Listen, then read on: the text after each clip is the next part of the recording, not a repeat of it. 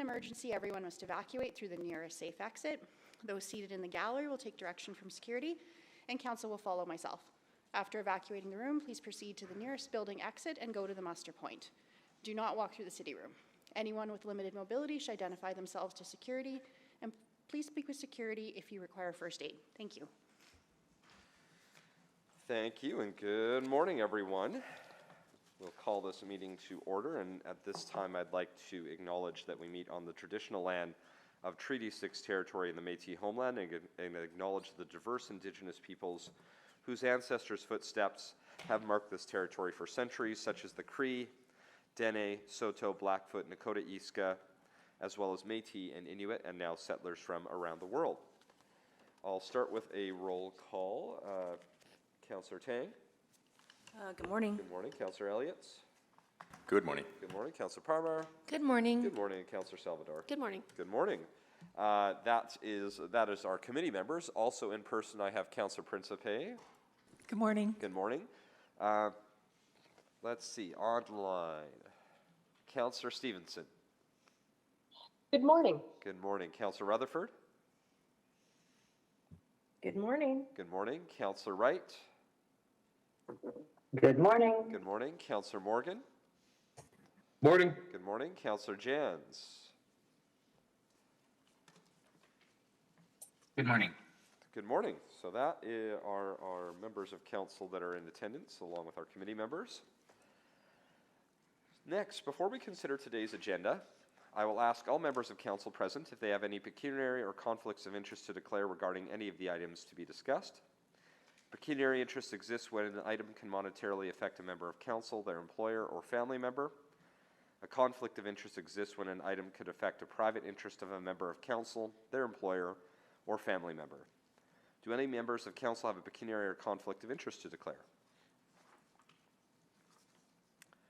Hearing no declared pecuniary or conflicts of interest, we'll move to the adoption of the agenda. Councillor Tang. Yep, I will move that the February 11th, 2026 Executive Committee meeting agenda be adopted with the following change. Delete 7.1 downtown attainable housing incentive. Thank you very much. Any questions? No, please vote.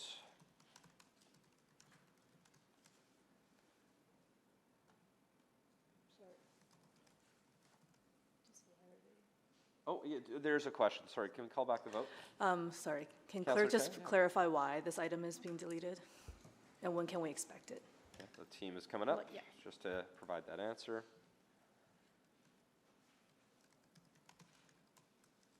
So, thank you. So Councillor Tang, this is being moved to a later date to allow some time to work with the province as well as industry to bring forward a stronger recommendation for the Attainable Housing Incentive Program. Great, and then when is it coming back? We are looking at March 4th as the day to bring this back. Great, thank you. I think that's good clarity for members of the public. I do see people register, so thank you. You're welcome. Fantastic. Thanks for that clarification. Any other questions? Councillor Stevenson? That was it. Sorry, can't get my name off the list. Thank you very much. Please vote.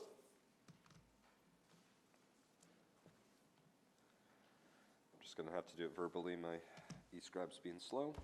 Thank you, So Mayor I'm a Knack. yes.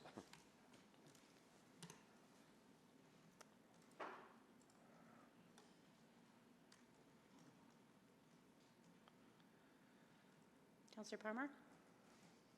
We have all the votes. Thank you. Please display the vote. That is carried 5-0.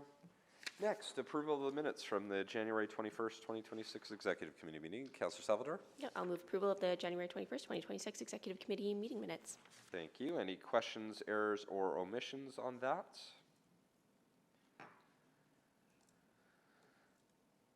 Not seeing any. Please vote for approval of those minutes.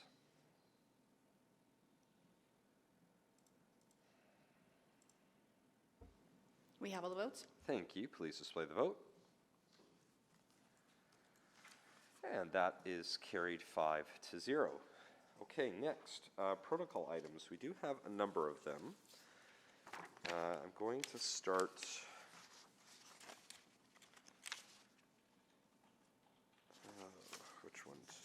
let's start, yeah, I will start with this one here.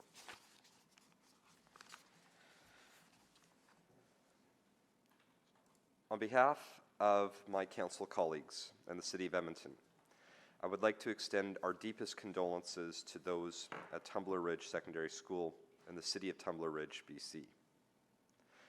In this unimaginably difficult time, our hearts go out to those affected by yesterday's devastating tragedy. To the families, friends, students, staff, and entire community of Tumbler Ridge, please know that Edmonton stands with you. City Hall will be lowering flags at half-mast to pay respects to the victims in Tumbler Ridge. The shock felt in Tumbler Ridge is shared by cities across the globe, including ours. Traumatic events like this can affect us all, bringing feelings of fear, pain, and grief. If you or someone you know is hurting, I urge you to reach out for help. The Distress Center of Edmonton is available 24 hours a day at 780-482-4357. Mental Health Helpline. For information on mental health services across Alberta, you can call the Mental Health Helpline at 1-877-303-2642. As people, caring for one another is our greatest strength, and so please be kind to yourselves and to each other in the coming days and beyond. Thank you.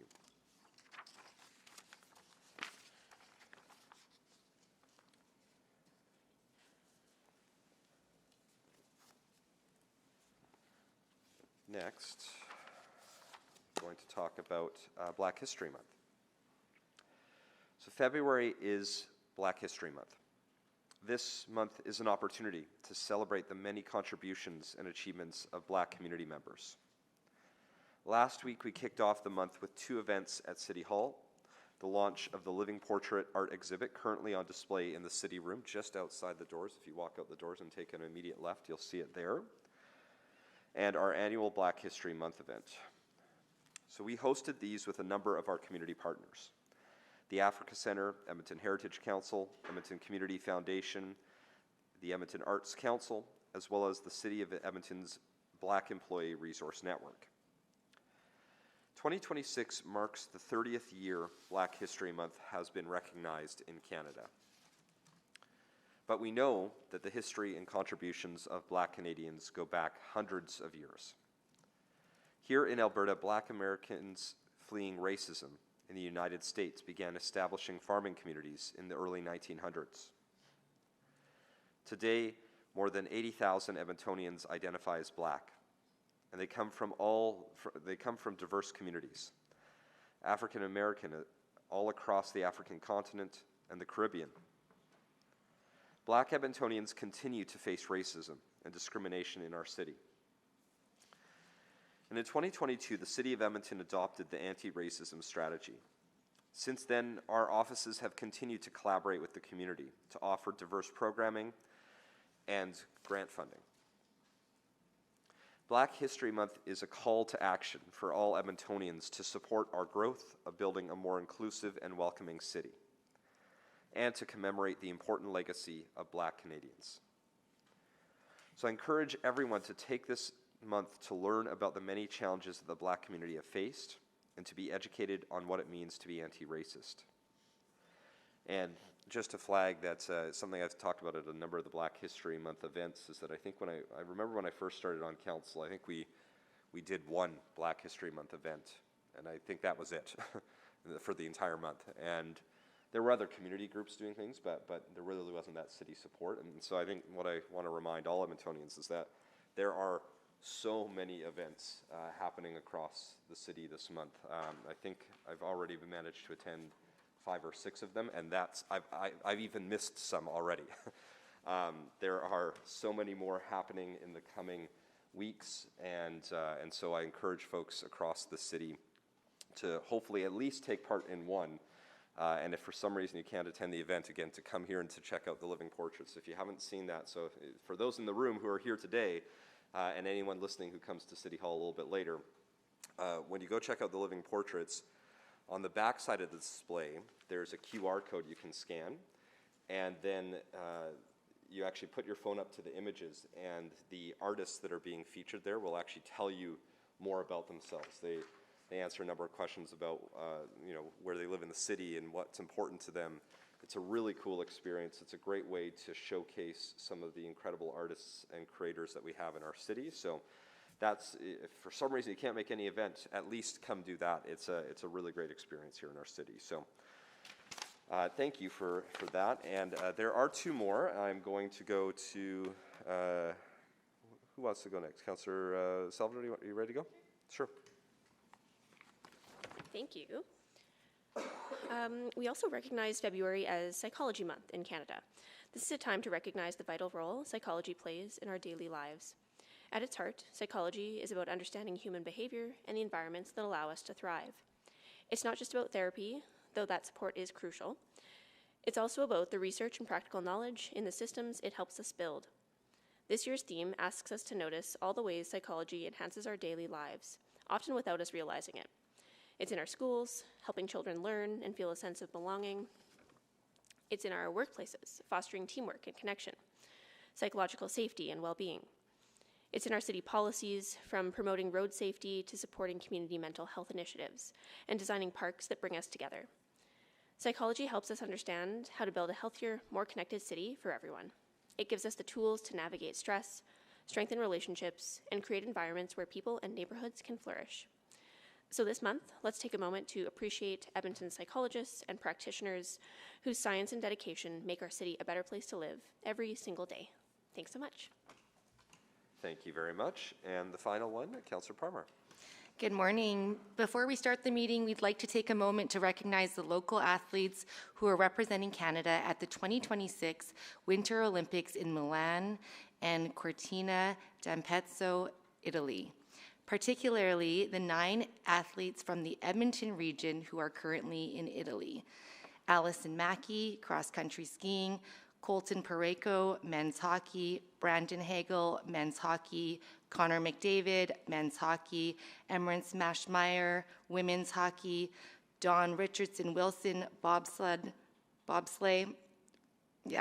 Kelsey Mitchell, bobsleigh, Melissa Lotzold, bobsleigh, and Mark Kennedy, men's curling, and Rachel Holman, women's curling. Edmonton is a sports city. We are proud of our parks, our world-class sport and recreation centers and amenities. We're also lucky to have both community and corporate partners that support local athletes and make the sport accessible to everyone. This includes Sport Edmonton, Kids Sport, Sport Central, the Edmonton Oilers Community Foundation, Free Play, and many others. This is the foundation our champions are built on. Last year, we recognized the accomplishments of Allison Mackey, a young cross-country skier from Edmonton who won 2 bronze medals at the 2025 FIS Junior World Championships. This year, Allison is making her Olympic debut at only 20 years old. On Saturday, February 7th, Allison finished in 22nd place during the women's skiathlon, 10 kilometers classic and 10 kilometers freestyle. Allison is leading the way for all Canadian athletes. Her success is a reminder of the talent and determination that exists in our community. When our neighbors pursue excellence, it inspires all of us to be better, to be active. It builds our spirit and our pride, which helps our whole city and region prosper. We are so excited for all of our local Olympians and the rest of Team Canada. We wish you all the very best of luck, personal success, and the experience of a lifetime at the Winter Games. Thank you, and go Canada, go. Thank you very much. Thank you for all of those protocol items. Next, we are moving to selection of items for debate. Please click on the board if you'd like to select items for debate.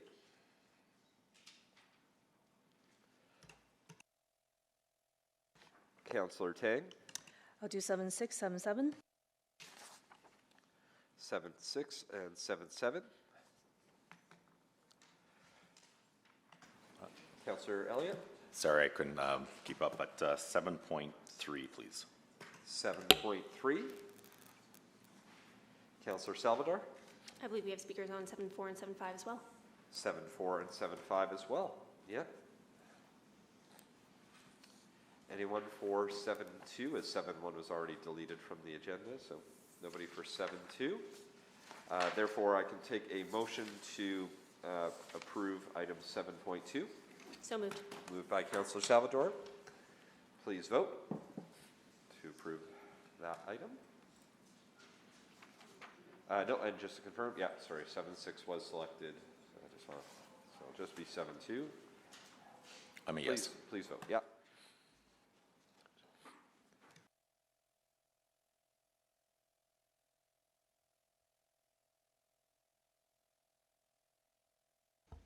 We have all the votes. Thank you. Please display the vote. And that is carried 5-0. I guess I don't really need to check which one we passed. We just passed one, 7-2. So, thank you. Next is request to speak. Let's see. Councillor Elliott, I haven't put you to work yet this morning. You want to do the request to speak?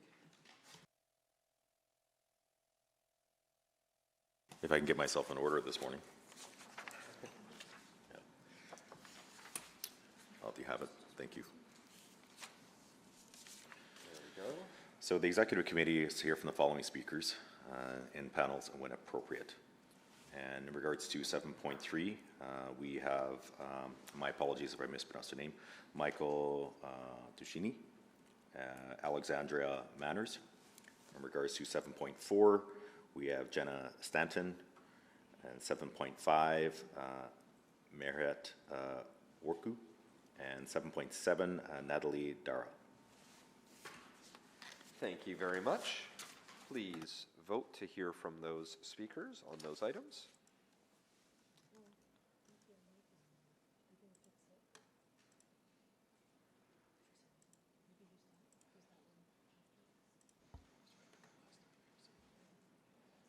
We have all the votes.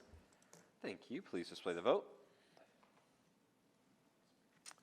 And that is carried 5-0. So again, just a reminder, we've got all those speakers. If folks were here for, there were originally 2 speakers on 7.1. That item has been deleted off the agenda. So if you're here for 7.1, you can come back. What we've heard potentially March 4th is what our city staff said. You're all welcome to stay, even if you like, but just wanted to make sure folks aren't sitting around if they don't want to be. Next is requests for time specific on the agenda. There are none. We will just go in order, starting from 7.3 and working our way down to 7.7. There is a quick process question here. Councillor Tang? I'm wondering if 7.3, 7.4, 7.5, I understand they're all different cases, but there is a common thread with all 3 of them. For the tax forgiveness, can we just cross-reference them and then deal with them all together? It would be in order for us to cross-reference, and then obviously we can, so they can do the presentations for all of them. Councillors can then, we'll hear from the speakers on all of them, ask questions, and still be able to do that. So committee is welcome to do that. Do you want to make a motion just to make it formal to cross-reference? So moved. Thank you. Any questions on cross-referencing?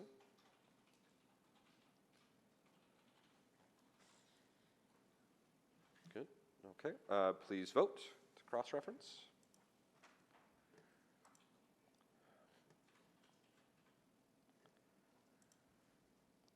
I'm a yes. Thank you, Councillor Elliott. I believe the vote's just on its way.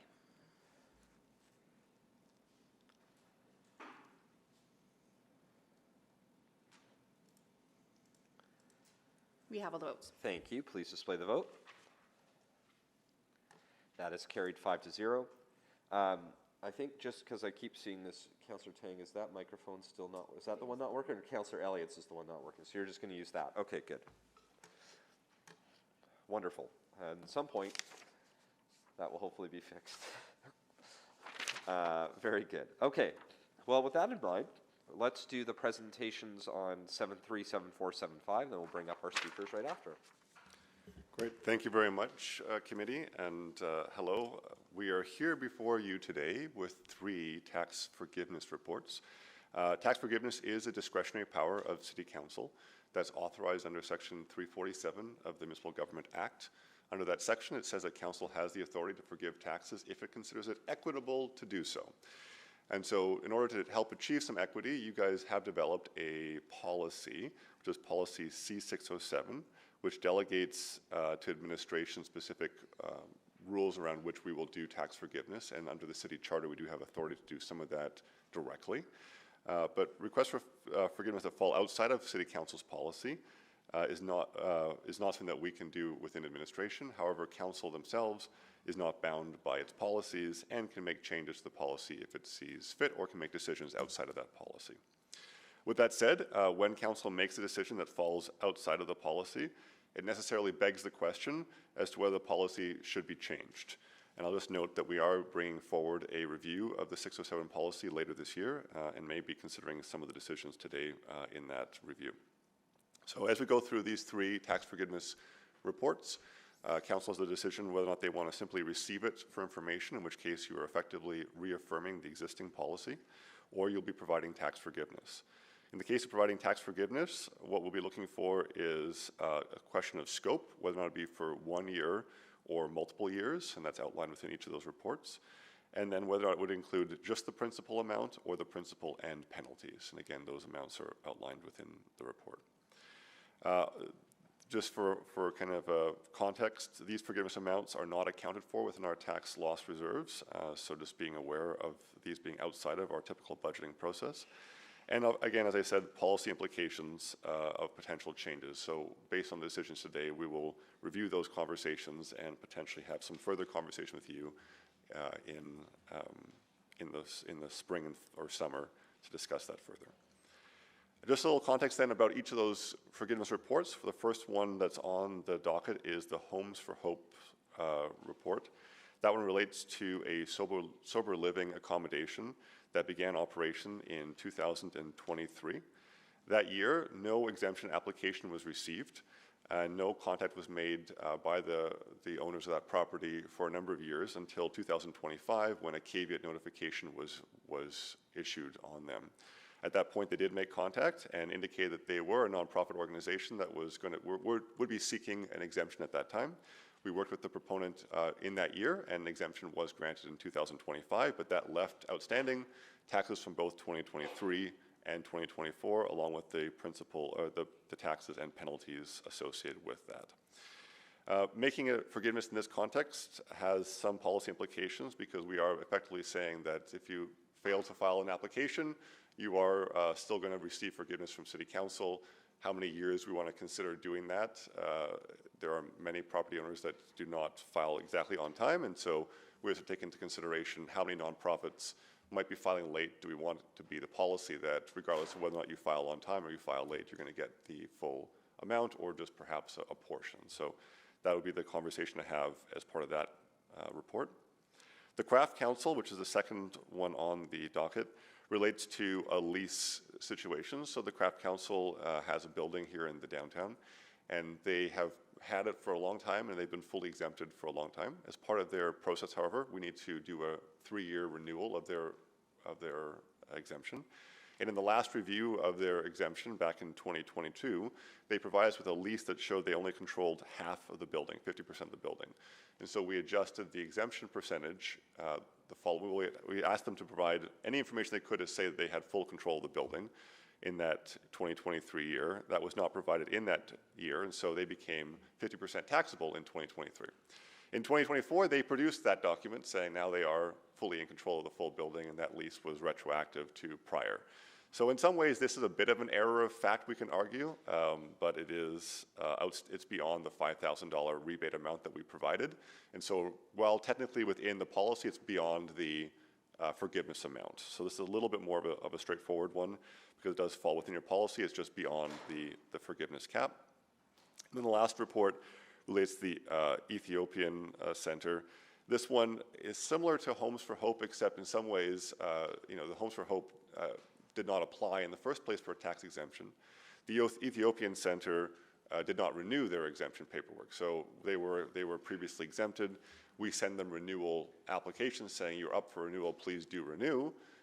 And they did not respond to those renewal applications for several years until 2025, when several years of taxes were owing again, and at that point they reached out to us and we got them exempted starting in 2025, but this left behind a few years of outstanding taxes. So again, how many years of forgiveness we're going to provide, with the policy conversation around what onus is on a property owner to actually provide their renewal documentation when the city makes contact and send those renewal documentation. So that's, I think, the basic gist of the conversation, and we'll look forward to your questions when appropriate. Thank you very much. So we'll give you a moment to grab your seats, and then we're going to bring in our speakers. Or, yeah, right. Oh, no, they're going to go right there. I forgot. That's how we do it now. This is new to me. So we're going to bring up our speakers. And Ms. Jacobson is going to get everyone set up here. So we're going to do one at a time.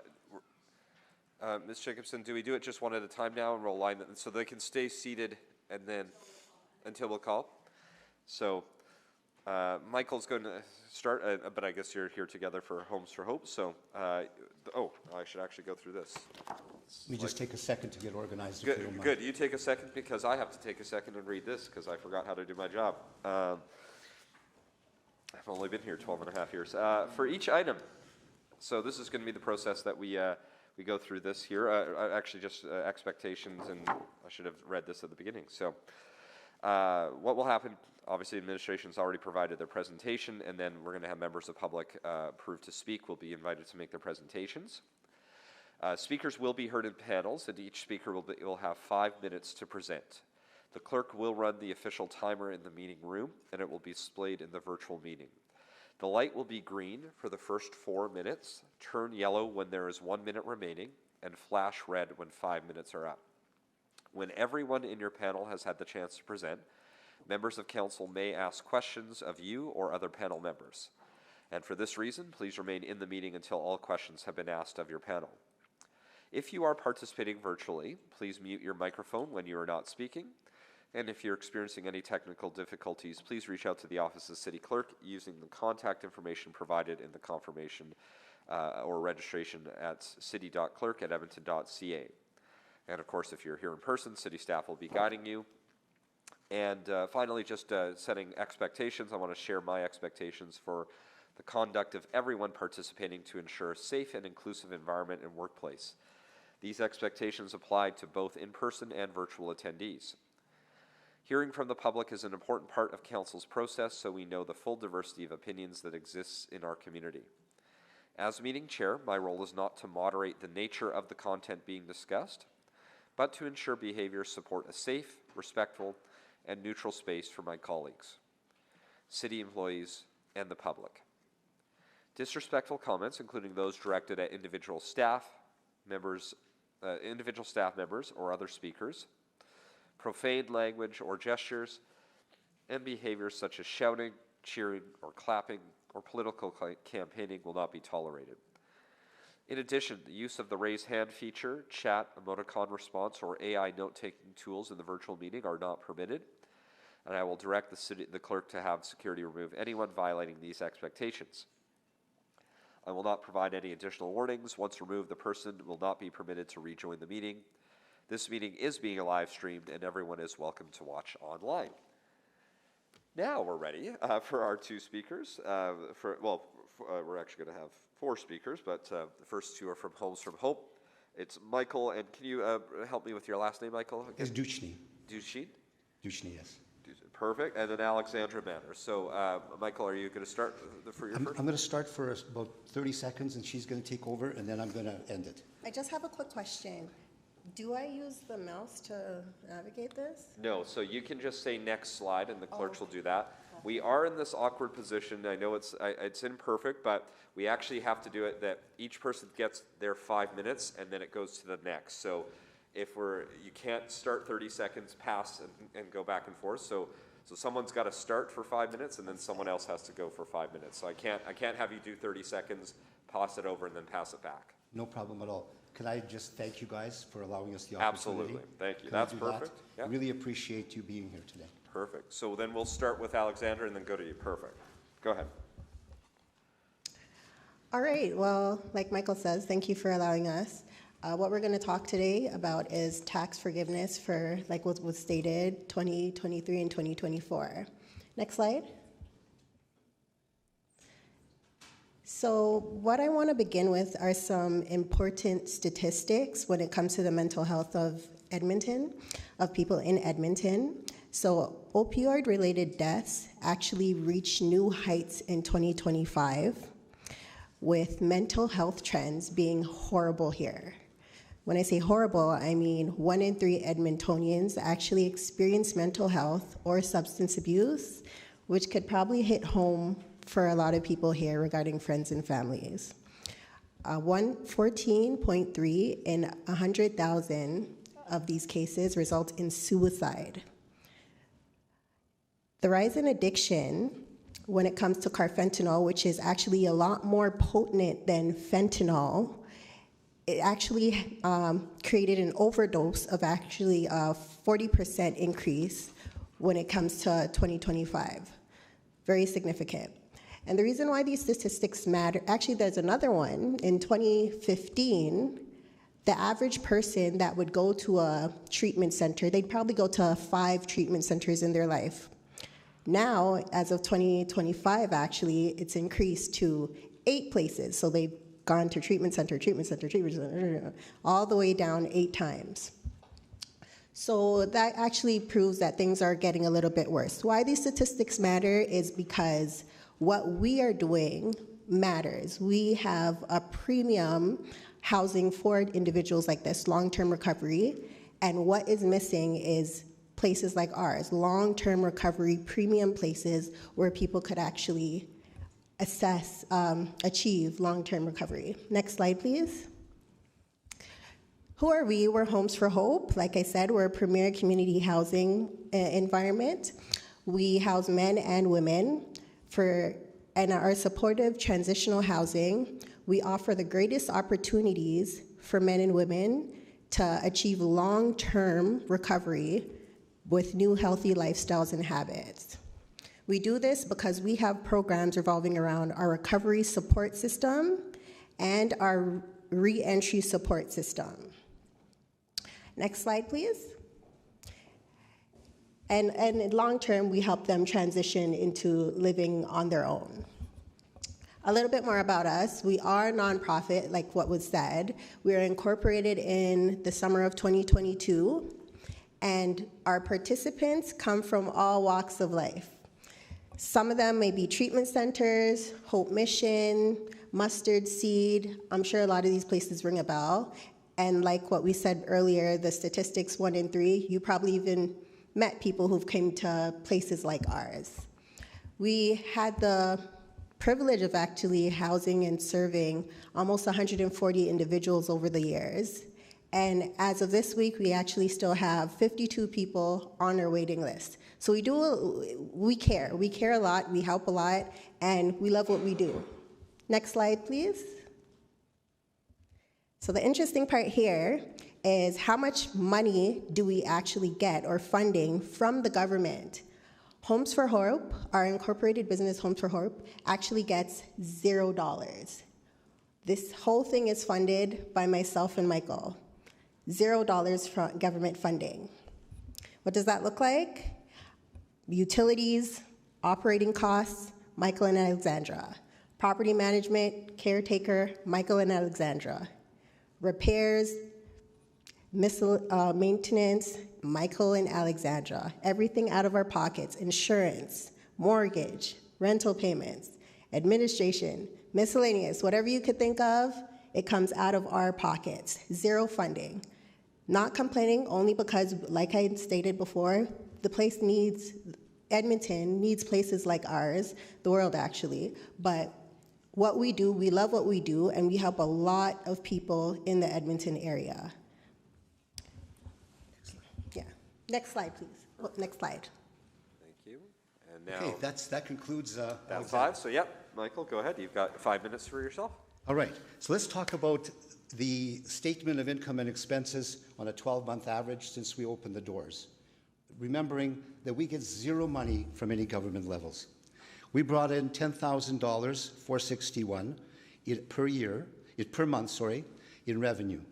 Our operating expenses, insurance, utilities, property management, caretaker, and so on, all the way down, equate to operating expenses of $11,000, $324 on the average per month. That means every month we lose $863 on the average. Now, there's a little red thing under property management which is called free. Alexandra and I have not taken a penny from this venture since we opened. We have no government funding. So annually we're losing $10,356 per year since we opened the doors. Next slide. I want to talk about some clarifications to the report that was prepared by Mr. Anton Sabo. First of all, we have been approved for a tax exemption starting January 1st of 2025. Myself and Mr. Sabo met on March the 12th of 2025.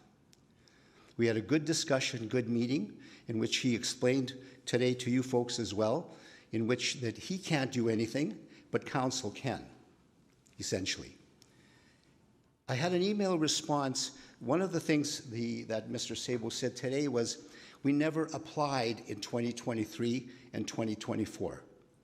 We actually didn't apply because we couldn't find the person to go to apply. We had a gentleman by the name of Stan Thorsett who worked for us in operations. He tried to get a hold of someone at the property tax. He's no longer with us. We don't have anything that he discussed or anything like that. But believe me, as a nonprofit, we should be able to, right off the bat, when we get our business license, which says nonprofit, we should be able to have that tax exemption.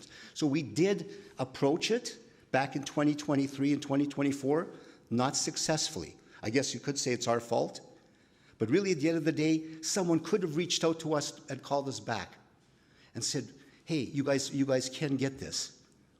So now, number 5, we had a meeting with Karen Principe, and I'm only bringing this up from the point of view of she cares. She cares. We're in her riding, and she cares. So our city business license is a nonprofit. I want to make a comment about Mr. Anton's, on page 3 of his report, paragraph number 1, where he goes on to say that he's aware, because we told him so, that the property was sold to another party as of December of 2025, and that Michael and Alexandra made $488,000. Absolute ridiculous. And I'm going to show you what we were at. It's ridiculous, and you can ask me some questions about that. Next slide. Now, we needed to sell that property, and I want to discuss with you our personal investment. We needed to sell it because guess what? There was a tax lien put on by the city of Edmonton. Our investment in payouts includes the following, which unfortunately Mr. Sabo did not put into his report. And that comes right out of our statement of adjustments when it came to the sale. Number 1, mortgage payouts on the sale was $660,000. That's what we had to pay out to the mortgage people. 2, trades payable, $61,000. Improvements to the property. We put in $210,000 in Killarney of our own money to improve the property. We had to buy furniture, equipment, and appliances so we can house these people. So we can house the people with mental health and addiction. So our total investment in payouts were $973,000, sale price of $950,000, another deficit to Michael and Alexandra. So altogether, our deficit, when you include the operating costs, were $59,274. And that does not include any management fees. Next slide. I ask you, any of you in the room today would work for free since 2022. When we look out the window, you see nothing but homeless people. So let's give us a break. Let's make it happen. Appreciate that. Thank you very much. We're going to bring up next Jenna Stanton, and I think clerks mentioned there are seats so you can sit close by because we'll hear all the speakers, and then there will be questions of potentially all of the speakers. So stay close by, just follow along. There we go.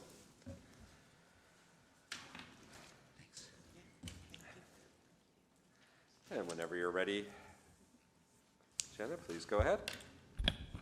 Here we go. Hi, I'm Jenna Stanton, the Executive Director of the Alberta Craft Council, and I appreciate Ann Stevenson for bringing this forward. This has been a colossal effort for myself when our organization is facing significant challenges with COVID. We run a charity that has operated in downtown Edmonton since 1980, and we've been in our current building since the year 2000, where we've had tax exempt status throughout. In 2022, we were reached by Russell Lewis from the City Tax Department. He went through a number of questions with us, and I have copies of all those emails. There was mention of our lease, and he did ask if the lease that he had in his possession that showed 4,000 square feet was the only lease we have on the building, and I did say yes.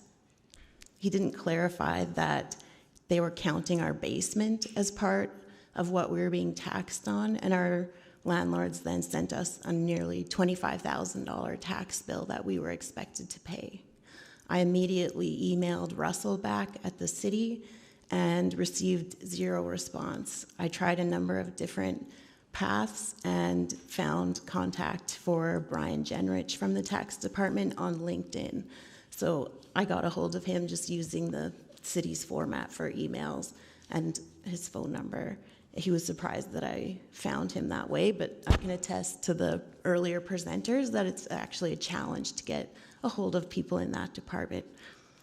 And really, I just thought it was a simple mistake. We got our lease amended to show the basement square footage as well. We were approved for our 2024 tax exempt status again, and I thought that this was something that would be very simple to clear up, and it was a very long and convoluted process that continued to chip away at the amount we owed, but never just cleared it as it should have been all along. In this whole equation, our organization has been completely surrounded by construction on 102nd Ave for the LRT since March of 2020, and on 106th Street due to the warehouse park. This has put significant pressure on our organization. I've convened meetings with other arts organizations and the Edmonton Arts Council and Arts Habitat to find a conduit to the city to address some of the issues that we're facing. I know Festivals has a direct point of contact at the city, and visual arts orgs could use the same. In this whole equation, the only support that we've had has been through our private landlord, who should have been the one making money on us or more concerned about that than anyone else. And they've reduced our rent. Likely, it's probably about $100,000 over the last 5 years. And I've gone down to $5 a square foot over the last 2 years just to deal with the loss of revenue that we have in our social enterprise so that we're able to survive and stay in downtown Edmonton. And I think that it's really difficult that when the only person I can get support from is our private landlord, that he's being hit with a tax bill that I'm assuring him is a mistake, and then he's getting hit with a lien on his business. And I'm in the middle of trying to negotiate rent so that we can actually stay solvent. So I think it is a pretty clear-cut case, but I think there are real significant issues with the tax department and how they're dealing with clients and customers in this city that needs to be addressed. And I guess you can flip through the remaining images there. So this is our location with muralist Emily Chu, who painted it to help add some vibrancy to downtown. You can go to the next one. This is the interior space of Edmonton artist A.J. Loudon, his first solo show in craft. And next slide. This is our lower level, the basement in question, our square footage, where we have a feature exhibition space for emerging to professional craft artists. And next slide is some of the free workshops that we did in collaboration with 104th Street. And next slide. This is how I spent my Thanksgiving weekend, with the construction site used as implements to smash our windows. And next slide. This next slide. And this was Thursday, where the construction has asphalt going up to our front door. That doesn't allow drainage. And our entire gallery flooded after calling 311 a few times. So Thank you for the presentation. thanks. Next up is Meheret Worku. Please come on up.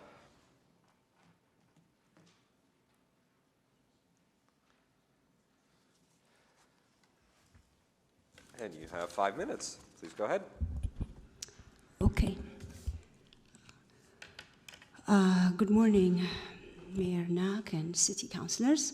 My name is Meheret Worku. I am the President of the Ethiopian Canadian Community Association in Edmonton and a teacher with Edmonton Public School. I'm here to representing the 15,000 Ethiopian Canadians here in Edmonton. I also want to thank Councillor Anne Stevenson for her guidance on this. Most of our members are working today because they cannot afford to miss a shift. They're not here, so I am representing them. Just to give you some information about our community, has been a part of Edmonton's fabric for 50 years.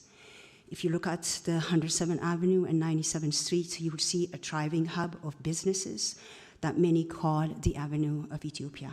We're proud of our history. The elders of our community paid for our building at a time when they were earning only $4 an hour. They sacrificed because they knew we need a home away from home. Today, we use the building to host volunteer mentorship.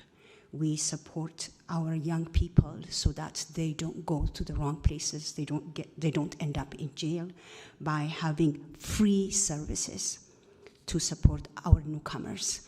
Instead of them going to somewhere else, we do the work, and we know if we don't do this work, we would not have the many people that are actually taxpayers and that are good citizens that they call Edmonton their home. We acknowledge the mistake and we want to apologize. Yes, missing a filing deadline is a bad thing. We've learned it, and this was our first time. I know it was just shared. They've approached us many times, but I just want to say the system wasn't easy for us. We are volunteers.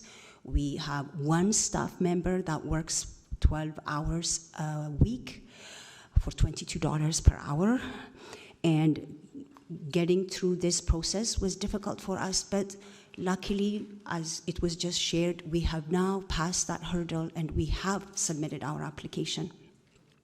But really, not canceling this tax, what would do to us is we have a zero budget. We exist on casino, which is $40,000 per year. We have a staff that takes half of it. We rent a part of our building for $1,700. That is actually, it's for a non-profit. It's a way also to give back. We don't really make money from it. The building is very old. We lease our furnace, our AC. We pay about $1,200 per month. So we're definitely asking for a cancellation of this tax. We're pleading for your consideration for cancellation of these taxes. This bill is going to be detrimental to our members. If we pay this, it means fewer programs for families who struggle to pay even the $40 membership or membership fee is not going to be, we're not able to do it. I am not sure. I don't know if I should even say this. In case City Council says today we can't cancel this, I don't know. Is it possible that we offer our own labor to volunteer here and pay the debt somehow, because I know we cannot afford it? Finally, just to end it on a good note, I invite you to our Adwa celebration on March 1st here in City Hall. Thank you. Thank you very much. And that is our speakers. Next, we're going to do questions of our speakers. So if I can have all four speakers sort of come up and stay by, because members of council may have questions for you. So y'all just need to be close to the mics. if possible. I'll see first if our committee members have any questions.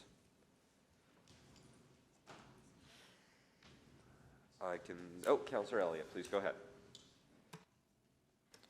Thank you. My questions are for Michael and Alexandria. Let's give you a moment to get to the Thank podium. you. Just out of curiosity, I just want to find out, because the administration's indicated they sent a tax bill to you in May in 2023. Do you recall receiving that? I didn't receive it, but at that time, Councillor, we had a fellow by the name of Stan Thorsett who was looking after that particular aspect of it, and he did reach out to somebody, and we actually ended up, before we got a hold of Mr. Sabo, we actually reached out to 9 people with an email. Nobody returned it.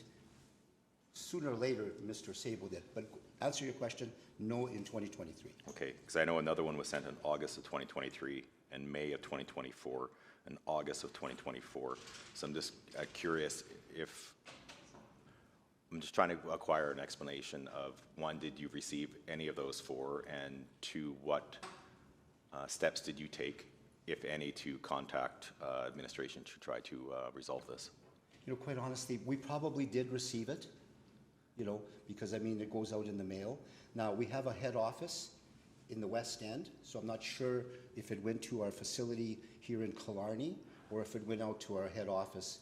I personally didn't see it. Alexandra, I don't know if you saw it. No. But Mr. Thorsett would have been involved in that. And he did reach out to somebody, but I don't know. But the answer is no, we probably got it, didn't see it.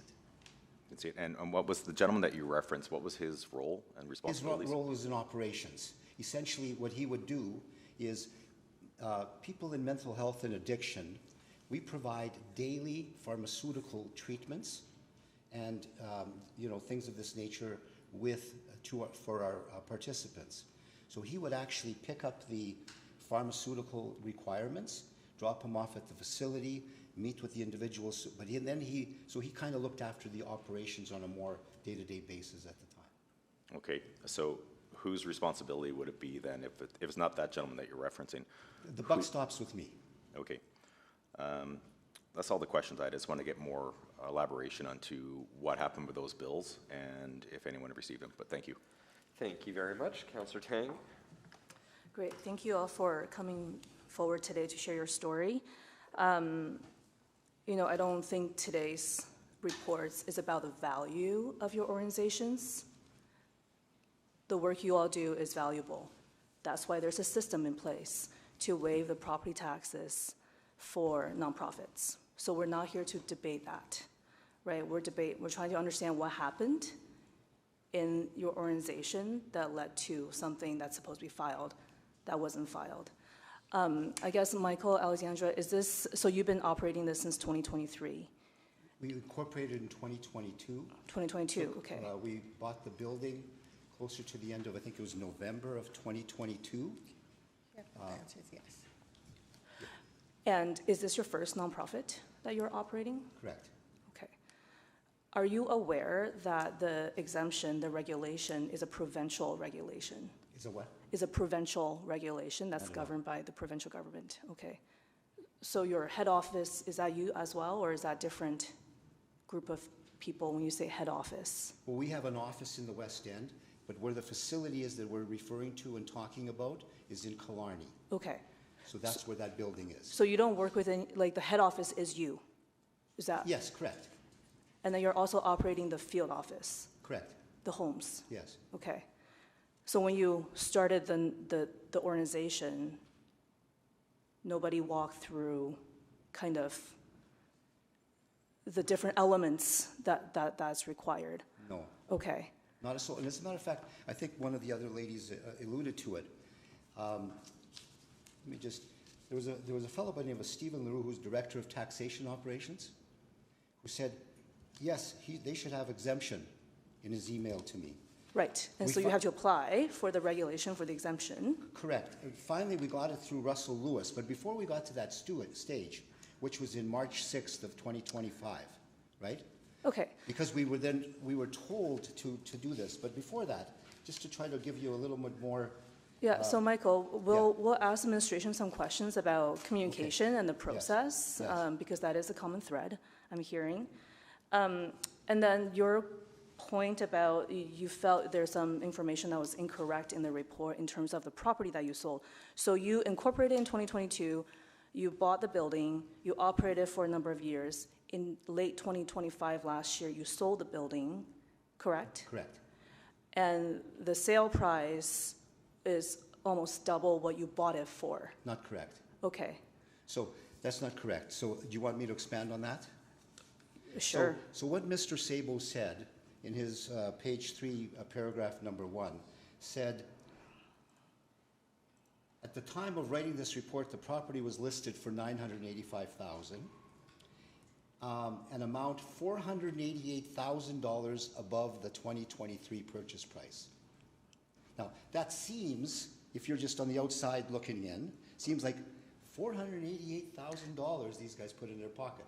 It's not the case. So how much did you buy the building for initially? You see, the purchase price is one thing at 5.25, $200,000 to repair it and renovate it. There's operation and maintenance costs, absolutely. No. We're Right? talking renovation costs. Okay. Hard costs of over $200,000 to renovate this apartment in Killarney. Hard costs, meaning flooring, carpeting, new cabinets, you name it, we did everything. So, okay, all right, okay. So then when we did the math, when I showed you on the thing, at the end of the day, Sure.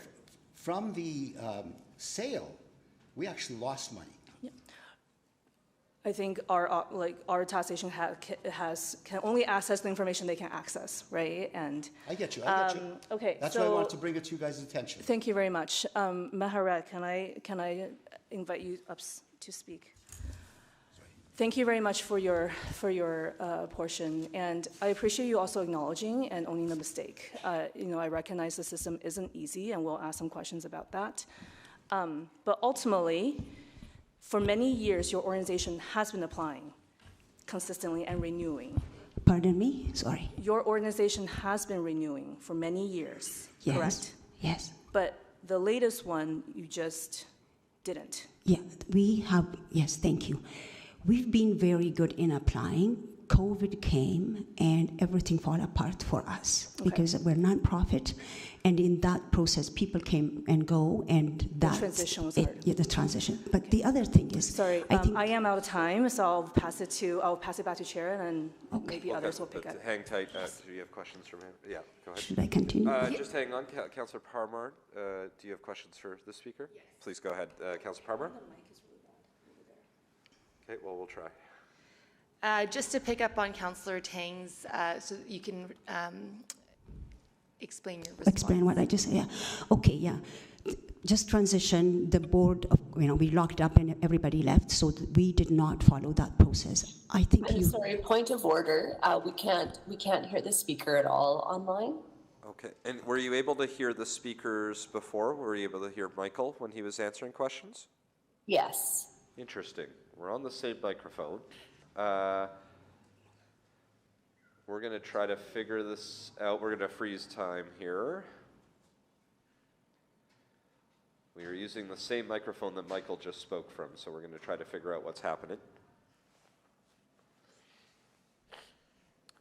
Can you just speak into it again a few times, Meharet? Do you want to just start speaking for a few seconds, and then I'll see if the folks online can hear. Okay. So, as I said, COVID came, things fall apart for us.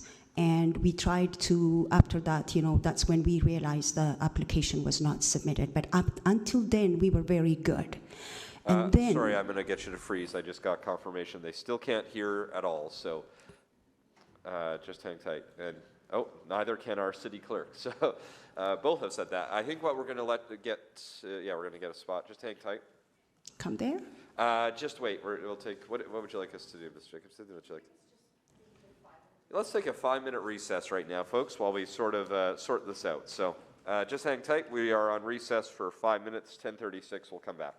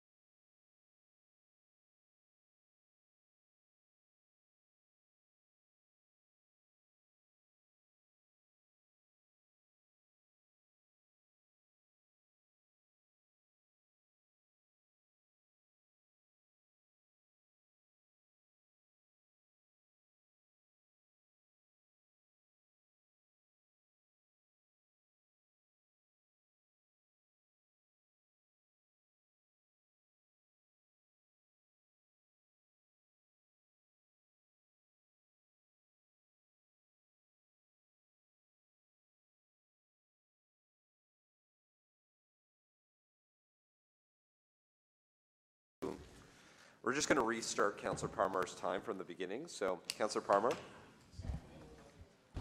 Thank you very much to Speaker Warku. If you want to just explain what happened in between that transition. Okay, what happened, as I said earlier, COVID came, everything was shut down, and the transition time, some things fall apart.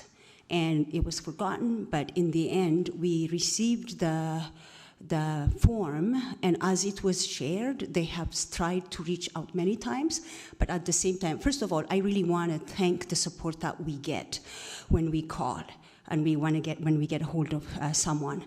But even when there was a time, actually they're aware of it, the treasurer tried to open. This is how hard it is sometimes when you do not have staffs or a well-organized, in our case, we just run by volunteers. He reached out and he couldn't open the PDF. Okay, that's how hard it is. For simple thing for other people, but hard when you are not, this is not something that you do all the time. And he called someone and he talked to someone, and the person, I think that's in an email, tried to help him, but he says, I know, the system has an issue, I get the same thing. We were told that. So what I'm saying is, I'm not blaming anybody. We do acknowledge we need to follow up on these things because it is a lot of money for us. Because for the city, I know it's a thing that needs to happen. As he said, we keep on getting the information, but not doing it, putting in the application form. We understand that, but our efforts sometimes did not get us anywhere. But the good news is we've gone through the process now. We are now up to date.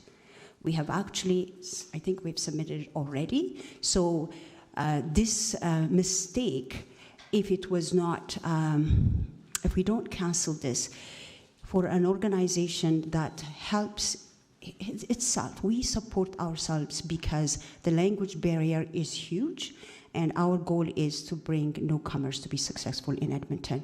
So this will kill us. I'm going to pause Councillor Parmar's time. I'm going to get administration to grab a seat and bring our speakers up to this panel here because it's still cutting in and out. So let's just... Yeah, then I'm going to bring all of our panelists, all of our speakers who just spoke, please come up and grab a seat here at the front.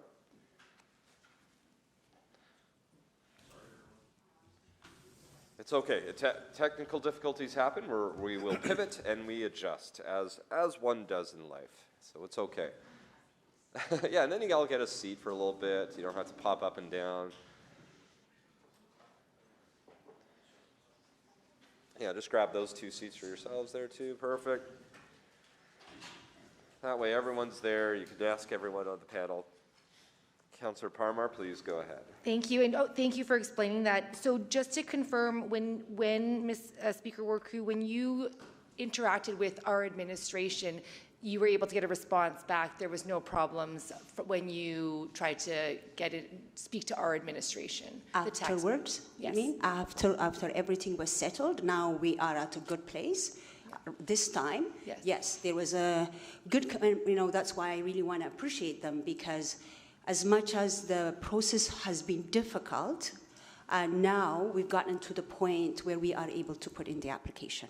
But what happened, if we do not if we don't get this cancellation, it is honestly a huge, it's detrimental to the organization. I appreciate that. Thank you. Speakers, Jenna Stanton, we heard from yourself, and thank you for coming, that it was difficult once you spoke to administration. Like, it was difficult to get somebody in your trials and tribulations to get to LinkedIn. Thank you for that.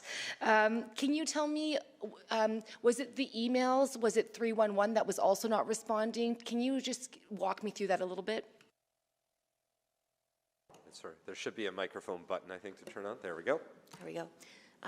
Yeah, I have a number of email threads that cover this. So from our office administrator not finding someone she was corresponding with through 311 in the directory there, to myself, I had initially responded to Russell Lewis, who I'd been in contact with, who'd been assessing our file by phone and email and hadn't heard back, to a couple of emails, and that's when I looked for someone else to get a hold of. Because of COVID times, there was a lot of people switching positions or leaving rolls, so I thought that might be the case. And then further into the process, when we were sorting things out, I did again begin receiving emails from Russell Lewis from the same email account. So in contact with both those staff members, I had flagged that I had sent them both multiple emails because there was a matter of them saying that we didn't refute the fees, which we did immediately to those people. And I have email threads to both of them, and they both have emailed me since then, but said that they have no record of those emails that I sent to their accounts. Thank you very much. Thank you. Councillor Stevenson? Thank you very much, and thanks to our speakers for joining us this morning. I apologize that I might be going over ground just with the technical difficulties, but just to Speaker Warku, I think I heard you say that you're now up to date. I was just, because again, I think with the one of the options in the report for the $59,000 relief, that still seemed to leave $21,000 remaining. So just wanted to confirm that $21,000 has been addressed. No, we can't afford it. That's why I am here. There's no way that I'm not saying we are going to be defiant, but what I'm saying is the organization cannot afford to do this, as I have just shared what our expenses are. And please, what I want to say is, if we look at the taxes and the work we do, it's not comparable. This is about people's life. Can I just please share one story? We had just somebody was found dead in his home because of addiction, because they don't know where to go. We are saving lives in the end. We know there are 2 more people now in that place, still outside, homeless, and they need our support. So the work we do compared to these taxes that we have to pay, it's about people's lives. So it is a mistake. I'm just mindful of my time, sorry, so appreciate that input. I just wanted to clarify as well. So administration has determined that 30% of the building is sort of taxable. So you have a tenant in place? That's correct. We are renting the part of the building to another nonprofit at a very low cost. Actually, it's Ethiopians also who's renting it to run a nonprofit, their nonprofit. They're helping other people. So okay, and have they applied for the tax exemption? I'm not sure about that one because I can't speak for them. Okay. So again, they're paying sort of a nominal amount, and they may potentially be eligible for the exemption as well. Okay, thank you for that clarification. If I may add, please. The process and the system, honestly, is just like here right now. What did we just learn? The system is set to work, but sometimes it just doesn't work for whatever reason. Those issues exist for organizations like us who are volunteers. I'm a teacher. I'm out of my work today to do this. Nobody showed up today because none of them wanted to lose money. So systems are there to support people and services, but if the services are the systems are the ones that we are serving, then they're not really doing what they're supposed to mean. Not criticizing. I'm not saying we're not on the wrong. We have to do these things, but there are sometimes places where it is very difficult to manage it. And the good news is we are not. Thank you for that. Thanks for sharing. Jenna, I didn't have any questions, but I know you raised the issue of the flooding. So actually, best for us to follow up on that offline, but I just wanted to thank you for flagging that, and we'll continue to look into that. But thank you again all for coming up today. Thank you. Councillor Principe? Thank you, Mr. Mayor. I just wanted to say I agree with Councillor Tang. There's no doubt that all of these nonprofits are very worthy, and thank you for the work you do. I do have a question for you, Michael. Can you tell me about, in the report it says any tax forgiveness would be applied to the tax roll of the new owner. Can you explain that further? Just turn on your microphone. Here we go. Everybody hear me? All right. So Mr. Sabo in his report put in that it was sold. So that gives you the illusion that we're no longer there. We are there. We signed a head lease, and I actually brought copies of it to pass out if you guys would like it, with the new owner. This head lease is for a period of 10 years, and it's what's referred to as a triple net lease. What does that mean? That means that we pay for the property taxes. We pay for every penny while being there. As I mentioned in our presentation earlier, we invested a tremendous amount of money, and we had to put it up for sale in order for us to, I guess, decrease whatever banking that we need to set up with banks or whatever the case may be. So we had to enter into a lease. So we are now a tenant paying $6,200 per month, and we are responsible for it. If you'd like to, I can provide this. I have a package of 7 of the copies of the head leases. So that's how it goes into it. Now, to answer your question, in terms of that, a lawyer by the name of Mr. Witt, Alexander Witt, who's a lawyer with the city of Edmonton, when the property was sold, the agreement with Mr. Witt was we had 2 options.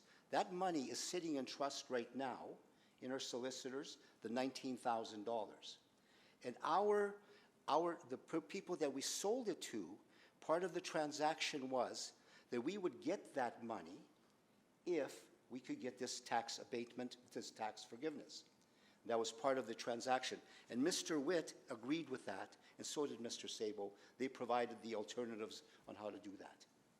So that's how that worked. But I wanted to go back to, someone asked the question about, I've got our business certificate license here, which is operating as a long-term foundation business rental accommodation long-term, and we've got a Mental Health Service Protection Act license, and so on.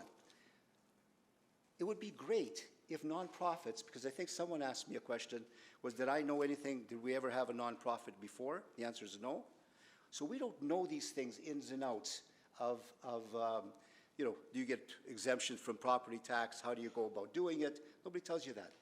As a matter of fact, when they issue the business licenses, good luck, have fun, and with your business. But if someone would have said something, just so for your information, I don't know if you guys own or lease or whatever, but property taxes, you should apply for exemption. We didn't know. We truly didn't know that at that time. So we're still there. We're not going anywhere. We signed a 10-year lease, $6,200 a month for the first 2 years, I think it is, and it goes up from there. The entire lease is available for you guys to have a peek. You're more than welcome to have that. Okay, thank you for sharing that. Thank you. Councillor Tay. Okay, so just, Michael, I just want to be really clear. Is there a new property owner for your building? There's a new property owner for the building. Yep. Yes. Okay, it's a yes or no question. Yes. Property taxes are typically tied to the property. It doesn't matter kind of who owns it. The property is tied to that tax portion. So let's say the amount gets waived. It doesn't go, like, that money doesn't go back to you. Do you understand that? I understand that. Okay. We do understand that. Okay. Go ahead. And does the new owner understand your situation that there is an outstanding property tax? Correct. They are aware? Absolutely. And you were showing the lease to say that your lease incorporates that amount or something? No, is that what you're? No, the lease, which is referred to as a triple net lease. In any commercial lease. So, sorry, I'm just not, okay.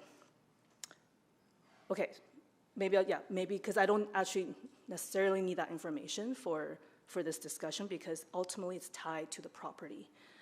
But we're paying for it. Right, because the landlord is passing that on to you. No, that's right? what our lease states. Okay. That's what we have to do. Okay. And Mahara, I appreciate that, COVID has devastated a lot of nonprofits, a lot of businesses too. We're about to hear from a lot of business today who are, guarantee you, affected by COVID as well and struggling as well. But I will say, your organization though, you have been applying for the last many years. Yes. And so figured out how to navigate that for those years, correct? Yes, we did. Yes. And then in that transition, you have, I'm guessing, new board, new staff, learning how to run a nonprofit all over again. Correct. Is that accurate? That's the case. And when because I think the report says that when you lease it to another organization, it's taxable, but you're saying that other organization is also nonprofit. Yeah. Yeah. And very low amount. This is our way. I understand that. Okay. Ultimately, as a landlord, you're still responsible for the exemption or whatever. Correct. For the property. Exact. Yeah, that's very true. Okay. Yeah. And that's why I am here. Yeah. And then I guess last question, did any of you, Jenna included, at any point, did anyone of you call 311? Yes. Okay. And then 311, Yes. Do you mind turning on your mic? Oh, yes. 311 did not direct you anywhere. Is that what you mentioned? When our financial officer was in communication with Brian Jenrich, after I had made initial contact with him, I have in an email between the two of them that she had tried 311 to get his contact details, and they had no record of him at that time, and she has that written in an email to him. Okay. So, after this, we'll be asking the administration a lot of questions. I also just want to clarify, like, what happens to tax forgiveness. This money just doesn't disappear, right? In 2023, 2024, which is generally the time that we're talking about, the way the taxation gets calculated is this is how much everybody pays for the budget that year. And if people don't pay that, the following year, it gets spread out to everybody else, which, as you mentioned, your community members are struggling. Yeah. But then we're putting this on everybody else who may also be struggling. I just want to make sure are you aware of that? That's right. Like, it's not cash that goes to anybody. Like, it's Understand that. somebody else has to bear that burden, which means everybody else in this room. So that's an interesting comment, Councillor Tang, because one of the things that does appear on the receipt or the invoices, whatever the case may be, if you didn't pay, like in our case in 2023 or 2024, there is an interest clock. Yeah, there's a penalty, correct? Yes. That interest clock is twice or three times the level of normal interest rates. It is huge. So I agree with you. It does get spread out, I'm sure. I'm not here to run the city, but I got to tell you, part of our 19,000 that's outstanding, I'm going to suggest to you that $9,000 or $8,000 of that, we can get the exact numbers from the administration. Yeah, we can is get interest. that. Sure. Okay. Thanks. Thank you. Councillor Principe. Thank you, Mr. Mayor. I just want to get an understanding of the triple net lease. From my understanding, it is the tenant pays the base rent plus the property taxes plus the property insurance, correct? Plus more. Yeah, okay. So will the tax bill be going to you, to your organization? Yes, because we are exempt going forward. We have been exempt 2025. Right, and so because we are the foundation and we operate the business. Right. So with the triple net lease is a different circumstance. It's not unique. Every commercial building in the city of Edmonton is a triple net lease. Every one of them. Okay, So so this is not... This is something not new. So, for example, in the clause here, it says, I'll just quickly read it. Accordingly, the triple net costs referred to herein shall be charges, costs, and expenses in respect of the said lands and buildings in each calendar year during the lease term, including but not limited to the following: real property, which includes local improvement and school taxes, rates and charges charged, levied, or rated by any competent authority, meaning the city, and costs of all appeals against increased assessments, and so on. Insurance premiums, cost of cleaning, cost of lighting, cost. Triple net, there's not one penny that the landlord pays, not one. Okay. And you had said with the selling of the property that there's a portion of money being held, correct? All of it. The 19,000 and something is being held. Correct. until Until the decision is made the and what's decision going to is happen. made. Okay. In All other right. words, is all 19 going to be released back? And this is the lawyer, Mr. Alexander Witt, and, including Mr. Sable is probably involved in that discussion, and our lawyer. At the end of the day, all 19 gets released, right? Because remember, the city put a lien on it. It's not the city wasn't protected. The lien is on it. The lien's on right now. But the money's in trust. So the lawyers all agreed. Alexander's comfortable. Mr. Witt is comfortable. The seller's lawyer's comfortable. Everybody's comfortable. Okay. But what we'd like to do with that 19 is get it all back. But we've already been instructed that probably the component relating to schools, right? Any school portion of that taxation and things of this nature, probably we don't have a hope and a prayer to get that back. And that's fine. I mean, at the end of the day, we're not here to gouge. We just want fairness. That's it. Okay, thank you. Thank you very much. Those are all the questions for our panel, so thank you all very much. You're welcome to go grab your seats there, and we're going to bring back up our administration so that we can ask questions of them.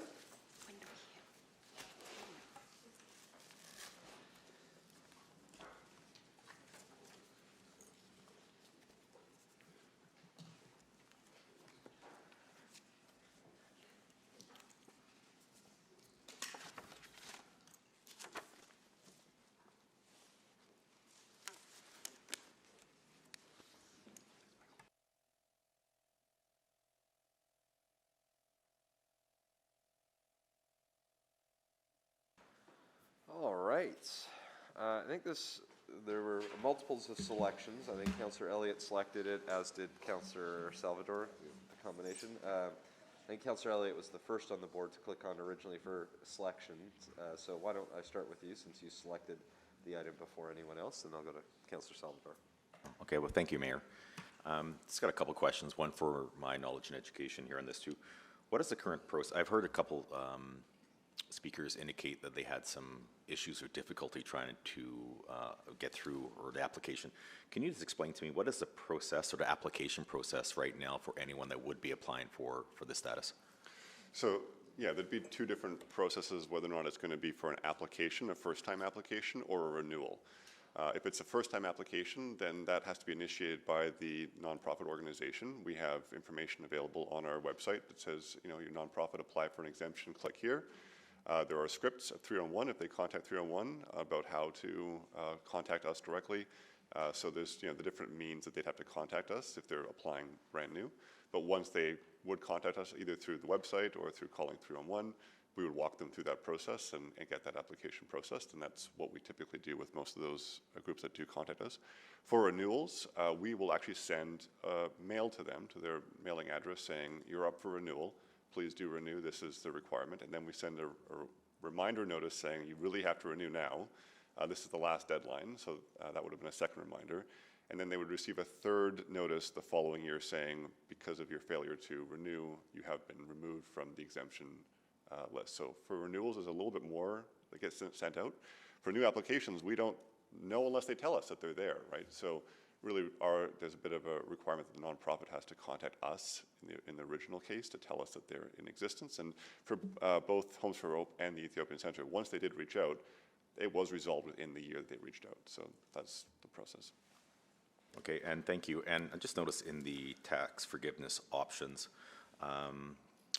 for Council Policy C607, Bravo, so there's a line that states this creates a financial risk for the city and reduces the efficiency of legislature's deadlines. Can you just elaborate on what issues that can cause? And because I want to find out, if you do have the numbers, how often has this occurred? And are we seeing an increase in this as well? Yeah, so it's effectively a question of risk. You know, we are going to receive new applications on a regular basis for nonprofit organizations. I think we have about 13,000 nonprofits within the city of Edmonton right now that we have in the exemption list. In an annual year, in terms of applications that are sent out for renewal that then don't get renewed quite on time, that has varied year to year, and it's not a trend one way or the other, it just depends. It's been between 10 and about 50, where they've come to us the following year and saying, whoops, we missed our renewal deadline. Let's get that resolved. And some of those renewals go out, they never contact us back because they're not there anymore. So that renewal process is also there to catch when nonprofit organizations have departed and not told us, that allows us to then end that exemption on that particular property. So there are absolute cases every single year where nonprofits are a little bit delayed in responding back to us. And so if we go down a path of creating a bit of a policy where we're going to be forgiving organizations, then what's happening is we're saying that application deadline is no longer applicable. Don't worry, council will forgive regardless. We can certainly find some middle ground if that's what council's will about trying to do a certain period of time, or principal only, or penalties only. We could, try different approaches in those ways. But that is really what we're talking about here, is we're dealing with risk. Every single year, council is going to receive new applications. Nonprofits are going to come and say, we meant to apply 6 months ago. And right now the process is we'll deal with them in the calendar year that we receive them. For applications under the legislation, when an organization applies, they're supposed to apply technically by September the 30th of the previous year. We're more liberal than that. So if they contact us, say, in March and say, we only start operation in January, so there's no way we could have hit that September deadline. In March, when they send the application, we'll make them exempt as of March. So we're typically fairly liberal about that approach, but it really does hinge on them contacting us. Okay, yeah, thank you, because I do have concerns where it encourages organizations to ignore exemption renewal. That gives me concern. And just for my knowledge too, so I know it's past, we're at to this point now because the timelines has gone so far by. So for example, if you sent out renewal or for a tax bill that went for 1 year, so like all these homes are Hope for the First example. So May 2023, there was a tax bill sent. August 2023, a reminder notice was sent. So I know there's 2 more after that, so we get to this juncture, but what generally would happen, I guess I'm trying to ask, under your authority, where does it start and stop for where you can step in and do something, and then it gets to the point that that'll be a great question to answer in your next round. Thank you. Councillor Salvador. Thank you. Appreciated reading through the reports. I guess a few things. I understand that a review is coming forward later this year in May. Is there anything that you can share with us, even preliminarily, as you've been doing this work, just around maybe trends that you've been seeing, or suggestions for, like, are we seeing a higher frequency of these kinds of requests coming forward, or is it relatively stable? Yeah, I mean, City Council has addressed, 1 to 2 tax forgiveness requests each year over the course of several years. There are examples of these kinds of just nonprofit organizations that are a little bit behind, and they want to seek that difference between when they actually do contact us and when they might have originally been potentially able to qualify. So those are examples certainly of what we're dealing with. The 607 policy that we've had previously has never really addressed that gap. Mm-hmm. And so I think we'll definitely, I mean, depending on the context of this conversation, I think it'll be worth having a bit more of that conversation there. The rest of the policy doesn't really address conversations around nonprofit applications. It's related to factual errors. The Craft Council is more in that realm, related to the dollar figure, and certainly conversation potentially be had about that cap. It's a $5,000 cap. Sorry, can you just expand on when we say factual error? Just explain that. As in, what we're talking about in terms of the Alberta Craft Council does seem to be something related to their lease and whether or not they held the property fully. What they did is they provided us a lease originally suggesting that they held 50% of the property and then therefore were made taxable based on that amount, or exempt. The property owner was exempt 50% based on their holdings. They then produced another lease saying, no, we control the full property. So based on that lease, and that lease was then backdated, so the property owner and the tenant agreed that, no, they've always had full control of the property. Well, on that evidence, then they should be fully exempt, but we got that evidence in 2024, which is past the 2023 period that we could have made that correction. Mm-hmm. So we could have, had we received that lease in 2023, made that correction, this would never have been an amount in front of council today. So now we're talking about effectively, we're noticing an error of fact there, and that would have been where they hit their cap. We did apply a $5,000 forgiveness already for that property. But as I said, that cap, speaking to other things in 607, would be something that we have not revisited for a number of years, and you could make a case that talking about inflation, mm-hmm. you may want to adjust that over time. Yeah, okay. I appreciate that context, and I'm just trying to think of this in not necessarily a one-off type scenario, but if we are noticing that this is something that needs to be addressed at a policy level, how do we do that? So looking forward to that conversation in May. I also wanted to get just an understanding of, in the past, I recall, like, we have an established budget for tax losses, correct? Just help me understand what that looks like and why this is not included in that. We do have money set aside every single year. We face a number of assessment appeals, and there is money set aside to cover potential loss through that process. Policy C607 is also contemplated within that. When we're outside of that policy, it's very difficult for us to know what to budget, which is why we would be bringing back in May that C607. When it is sets of circumstances we know and understand, we're much more able to account for that in our budgeting of our tax revenue. Yeah. Okay, that makes sense. Yeah, I mean, I think that answers a lot of my questions. Yeah, thank you. Thank you. Councillor Parmar? Thank you very much. I was, there are, you said 13,000 not-for-profits. Do you know how much tax forgiveness we do as a city per year? Within the category of, so difference between tax forgiveness and tax exemptions. Sorry, tax exemptions, that's tax what I meant, yeah. So you're talking about just for nonprofits or overall entirely? Entirely. I You're guess, gonna well, put me who on else the would be spot. Give me 1 exempt second here. besides I know that in not-for-profit? terms of assessment dollars, we're talking about $20 billion of exempt assessment across the entire city. But that's going to include things like hospitals, universities, secondary schools, things along those lines. Okay, maybe just not-for-profits. Nonprofits is a little under $2 billion that we're talking about. If I'm doing the math on that very quickly, I want to say that's probably about $60 million of exemptions, a little bit more, depending if they're residential or non-residential. Okay, so about $60 million, the city, oh, Ms. Padbury, did you have a number there, or no? Showing actual dollars in front of me.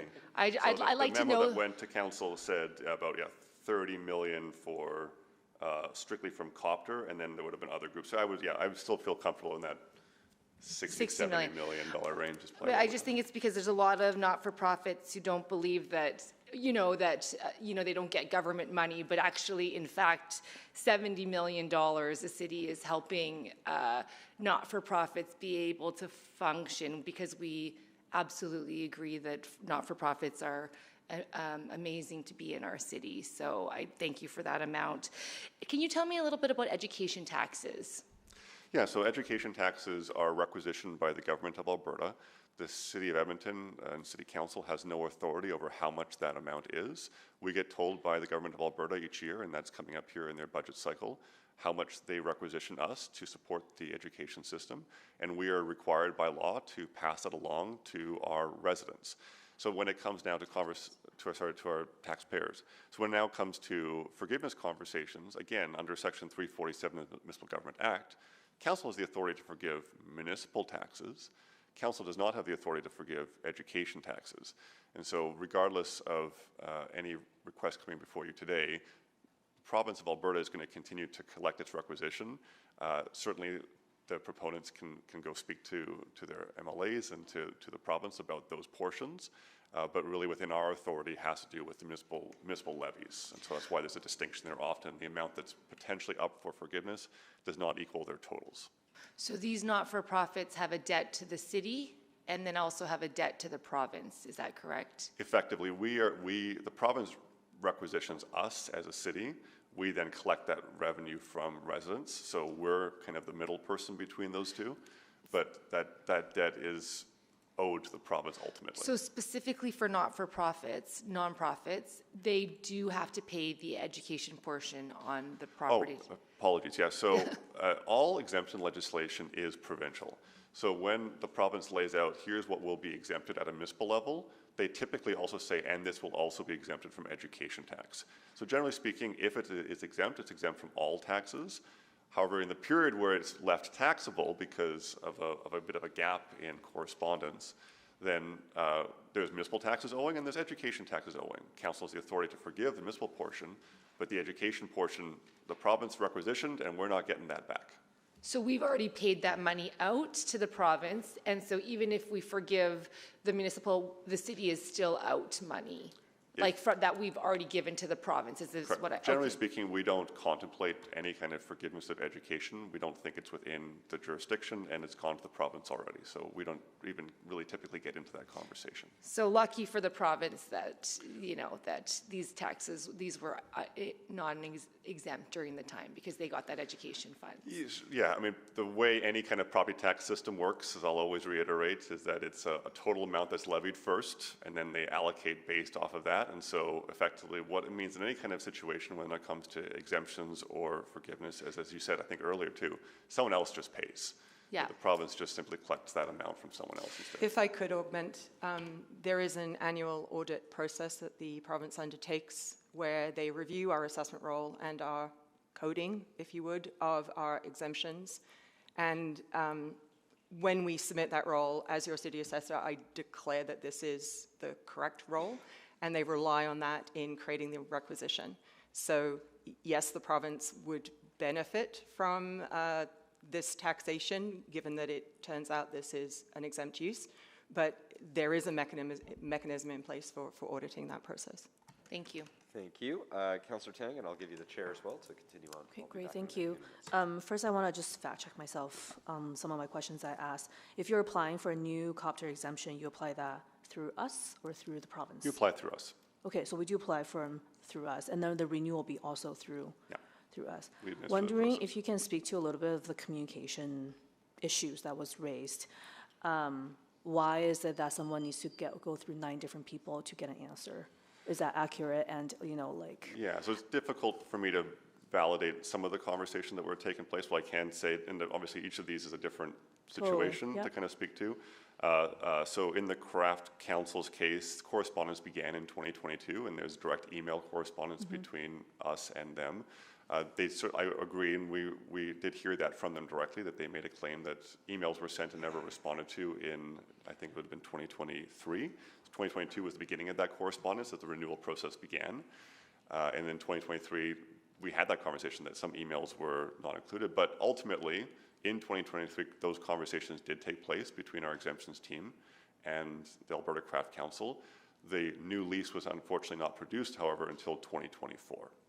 So throughout the course of 2023, when there may have been some issues with correspondence, what I'd say is ultimately we had several conversations with the Craft Council that year, and ultimately the lease that showed 100% leased space was not produced until 2024. Okay. In the case of, may I also speak to the Ethiopian group, as you said, renewal letter gets sent out in 2022. That was outlined in the report. Yeah, the final reminder notice also go out that same year, and then the denial in 2023.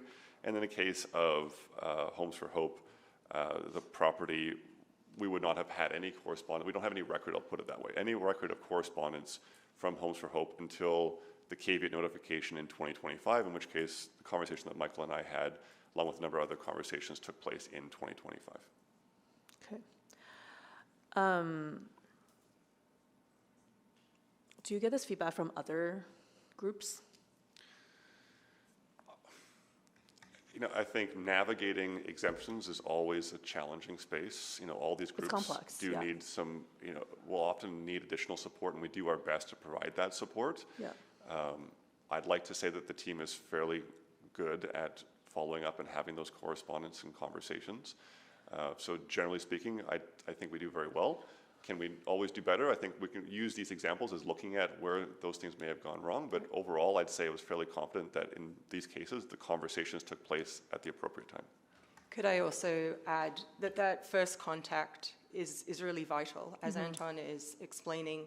Without the applicant actually making themselves known to us in some way, it is not possible for us to know if a nonprofit exists or if an exempt use is happening. We just don't have that kind of labor force that is able to monitor the activities within every space. We have on One City, on our Edmonton.ca website, a pretty thorough webpage that outlines the different types of exemption that exists and the different legislation that it falls under, which is admittedly a labyrinth, but we do our best in explaining through that resource.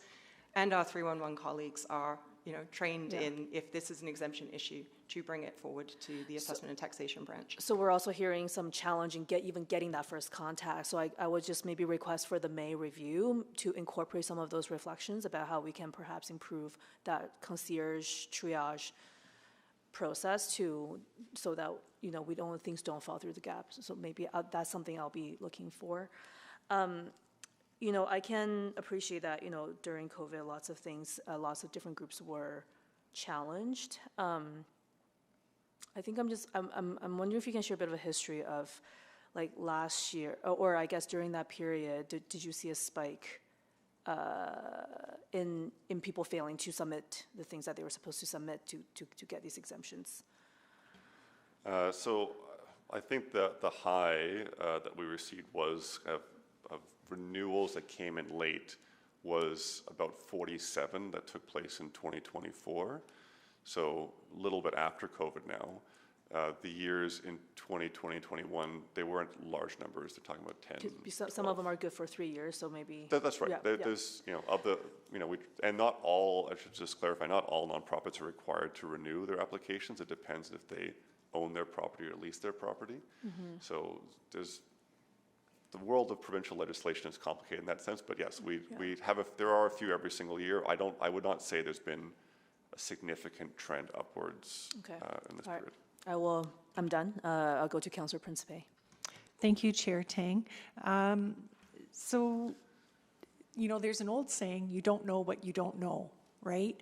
So from what I'm hearing, a lot of folks just didn't know that they could apply. And someone had mentioned about when you apply for a business license and it says nonprofit on the business license, is there any, and I know that's not really your department. However, with communication between the different areas within the city, is it possible that we could be doing something like that to notify people of look for more information, you possibly may be exempt?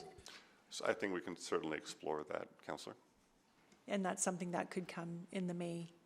So yeah, just to clarify, the May, or I'm not sure if it's actually a May report, whenever it does come forward this year, that's specifically related to policy C607 about forgiveness. Okay, right. I think what we're talking about here is more just general exemption administration.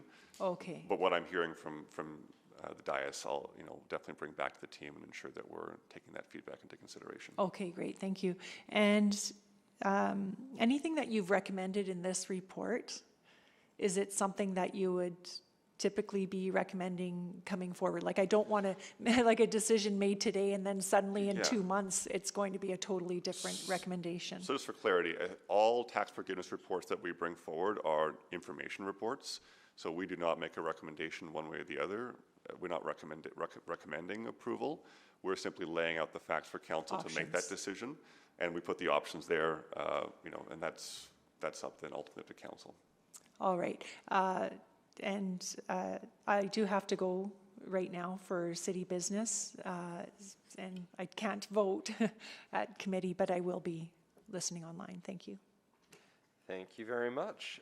Councillor Stevenson. Thank you very much for the report. So just a few points. So how much do we currently have remaining in the tax loss budget, if you're able to share that? It is a new year, Councillor Stevenson. We are before the tax bylaw. After the tax bylaw was when we would start drawing from that account. And I think that budget is currently sitting at 17 million. So at the moment, we haven't used it, but it will be being drawn from after May. Okay, and have we been seeing that consistently, like in a positive or negative variant over the past couple of years?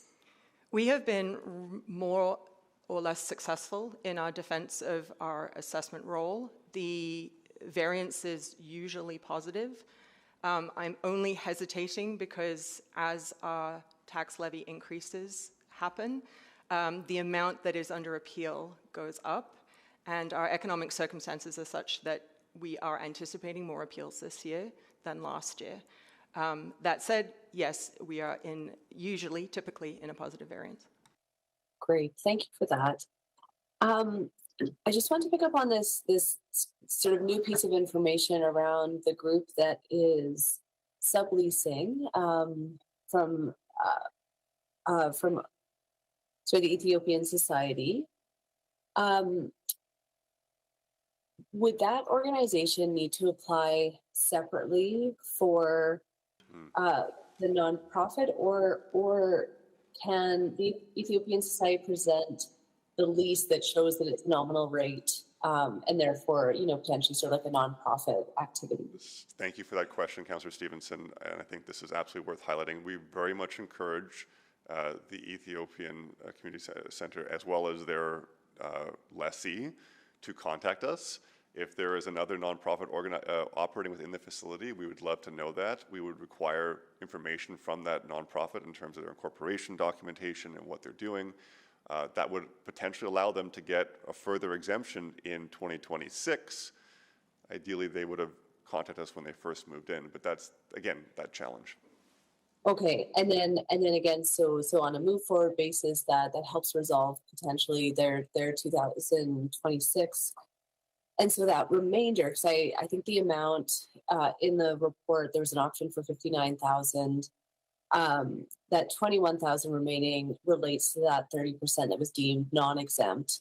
So again, if we go through the process, they do receive an exemption, there would still potentially need to be another additional motion to deal with that 21,000 remaining? Yeah, so there'd be three parts to that. This property, so there's some education tax, and as we discussed before, education tax working to the province. There's a local improvement fee that local improvements get charged to exempt properties regardless. If there is work being done in front of your property that has a charge, we charge that to all property owners equitably. But then you're absolutely right, there is a component of this which relates to the leased space that has been left out. Yes, if this organization contacts us and receives an exemption in 2026, that'd be yet another example of a similar case where we'd want to, based on the conversation we have today and the policy in 607, do we consider historical forgiveness to the Ethiopian Center for this other leased organization within their property? Great. Okay, thank you so much for that. And then just wanted to make sure I understand the implications of a tax auction. So that would, again, if we sort of leave things as they are, the property would go up for a tax auction, and that means that they lose ownership of that property. Is that correct? I know it's a bit of there's multi-steps to that, but if you could walk me through, that would be helpful. Yeah, ideally we don't ever get to that stage in the process, and I think Councillor Elliott was kind of going down this path of the enforcement pieces, but that is the final part. Once a property owner has been in tax arrears for more than 2 years, that's at which point we'll be initiating tax sale. That happens later this year in the fall. And we would take properties that have not paid up to that point to an auction where there is a potential that another buyer purchases that property. The City of Edmonton then is made whole on the purchase price, and the remainder is given back to the original owner as the difference. Typically speaking, most groups don't get that far. There's usually a mortgage interest, especially for these larger organizations, and banks have a very high interest in ensuring that they don't get that far because the City of Edmonton has first rights over any debts. And so they typically will avoid that. Thank you. Councillor Elliott. Thank you, Mayor. I guess to continue on, I'm sorry, last time, Mayor, didn't realize I ran out of time there. My question previously was, what is your authority and what steps can you and your area take? And where's the, I guess, the cutoff, or where's the line that says you can no longer do anything further, and then it proceeds to Executive Council, Committee? Appreciate that. So if talking specifically about tax forgiveness in terms of that side of things, under the Municipal Government Act, the power of tax forgiveness rests solely with City Council. So technically speaking, under just the MGA alone, City Administration cannot forgive any amounts of taxes. Still, Council would want to have a policy, and Council's had a policy for a number of years to outline when, just to help you, because as you see, if you receive more of these, you want to have a bit of a policy approach to how to deal with them. You have a policy to kind of just lay out when these are approvable or acceptable and not. However, for the big cities, Edmonton and Calgary, there are city charters in place. That's additional legislation under regulation. And under that regulation, under the city charter regulation for the city of Edmonton, there is a special provision for delegated authority. So council is able to delegate up to $500,000 of tax forgiveness to administration to handle. And so what we effectively do is we use your policy that you've set out for both yourselves as well as for us. And if it's within that policy and it's within that $500,000 delegated authority overall, it can't be per request, it's the total amount, we will cover it through that process. And that avoids a lot of these conversations coming to this dais. But when they're outside of that policy, it's outside of administration's authority, and that's when they come to council for consideration. Okay, thank you for that. And furthermore, being relatively still new to this area, I don't know what the committee has recommended in the past, and I know everything's generally on a case-by-case basis. What are the ramifications? So hypothetically, say we all vote no, and I know what the ramifications are, but on the flip side, what are the ramifications if we all vote yes, or the motion, or it passes that this tax forgiveness? What happens, because I know that you put that, I'll call a warning into your, the information, and if you can elaborate on that. Yeah, so I'd say there's a few different implications. One obviously is a budgetary implication. There is unbudgeted forgiveness that's being allocated. I think between the three reports, we're looking in the range of $80,000 of forgiveness. I'll have to confirm exactly, it's maybe a little bit higher. So there's a budget implication there that has to be addressed. But then I think from our perspective, it's a conversation about policy. It's about, should we be adjusting the way we treat these going forward? I think ideally the way we'd love to operate is consistently, equitably, and in a way that also doesn't have to bring these forward every single year. And I think by necessity, council will have to consider some ad hoc requests here and there. It does take place. But you want to try to capture in your policy as much as possible, and we are seeing a bit of a trend here with groups that are claiming they didn't apply on time. Can you see it to forgive these amounts? And so that's part of a policy conversation we'd want to have with you, so we can build that into the delegated authority, so that if those situations happen in the future, that can just come out of that amount. I will flag, $500,000 is not a lot of money, and we expect to be hitting that limit going forward, not specifically on errors of fact, but more related to nonprofit construction. We can talk more about that when we bring that report forward. So we might have to do some, barring a change to provincial legislation and the upping of that limit from the city charter, we might have to bring forward an annual report to council for forgiveness on a few of these items. Okay, and thank you. And just to further, my colleague, Councillor Tang, brought up about, so if, say the nonprofit organizations could not pay for this, then it gets, if my understanding is correct, and it gets distributed out to all the other taxpayers, is that correct, to cover the loss? Sorry, so if council votes to approve forgiveness today, then effectively it's the city costs, and the main point here is that when we have to address that, we're going to have to find that revenue somewhere. If forgiveness is not approved, it ultimately still falls to the property owner, and the property owner will figure out what to do if they're either, that's why there's three different conversations here. Either, in some cases, there is a property owner, in some cases, they're a lessee. Ultimately, the owner is the final one responsible. They may have lease agreements, and they might want to enforce on those lease agreements, but that's beyond what we'll consider. We just simply send that bill to the owner. Okay, thank you, and I'm out of time. Thank you. Councillor Salvador? Yeah, you can go ahead and move the motion, yep. Just one more question, and then I'll move one of the three to start. So just, I might be completely misremembering this, but in the past, have we ever had payback plans for the penalty portion of? No, I'm just. So, I mean, we can always arrange payment options, but arranging payment agreements doesn't make the penalty amount go away under our bylaw. Sure. So effectively, they're just agreeing over time they're going to start paying back the debt, but they're continuing to accumulate penalties over that period of time. Yeah, alternatively, you'd be looking at actual forgiveness. And I would say, when it comes to nonprofit organizations, council has done both. They've done either just principal, but they've also done principal and penalties. We've never done, in my history here, a forgiveness for any for-profit organization. Right, yeah. Okay, well, that wraps up my questions. I will I will move. Actually, you know what, now that I think of it, Councillor Tang, do you want to finish your questions? Oh, or sure. do you think, just that way, if motions start coming on the floor, it might be, since we have 3 items on this, it might be a little cleaner if we just finish questions. Okay.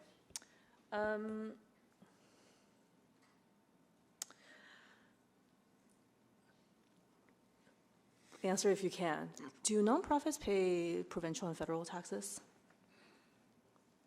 That's not my specialty. My sense is there are also income tax benefits from being a registered nonprofit. What happens if, I'm assuming they have to submit some kind of exemption application. They have to register themselves as nonprofit organizations, so that's another process that they absolutely take place, yeah. Register as a society or... I guess I'm just curious what happens if they don't do what they have to do to get those exemptions or benefits. They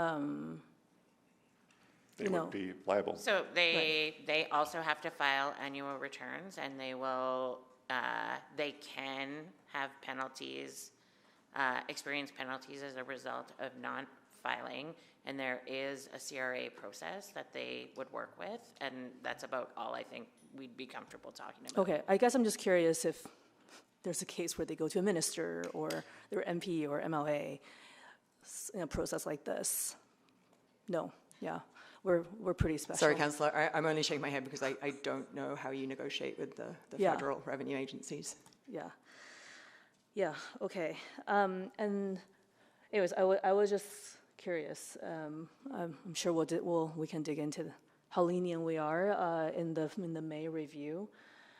For the first case, if in this event they've, I guess I'm just wondering, like, what happens if it is forgiven?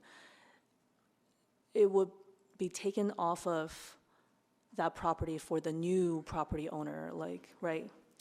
Yeah, so there is a debt owing on the property.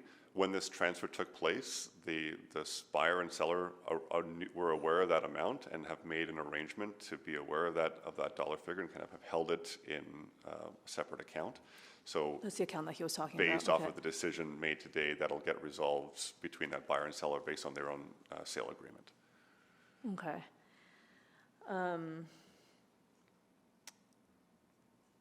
So just remind me, 2025, how many of these tax forgiveness reports have we received at council?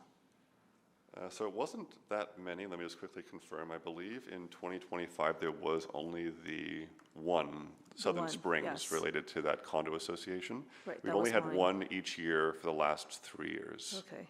Yeah, and I do recall that, each one is fairly different, but there was a similar one back in 2024 to some of the cases. That was cases. the Al Mustafa organization, yes. So that was a similar situation where there was... 2024 was 2, though. I think YWCA was in 2023. Okay. As my memory serves. Okay. Okay, in 2026, February, when we're at 3. Interesting. Okay, yeah, I think I vaguely remember the amounts too. Okay, thank you. Maybe I'll just leave it there. Thank you. Councillor Parmar. Just have a question in terms of like penalty options. You know, what have we done in the past? Is it typically, like, you haven't recommended to us to waive, to not waive, to forgive, to not forgive, but you know, what like how, you know, I think that if this sets precedence for other organizations, right? And so there are 13,000, and I can't imagine how much time and effort is used by city administration in dealing with every single one of these. So I'm just trying to understand, like, what have we seen in the past in terms of penalties? Yeah, so this is ultimately a bit of a policy conversation about if there is forgiveness built in here, to what extent do you want to exercise leniency?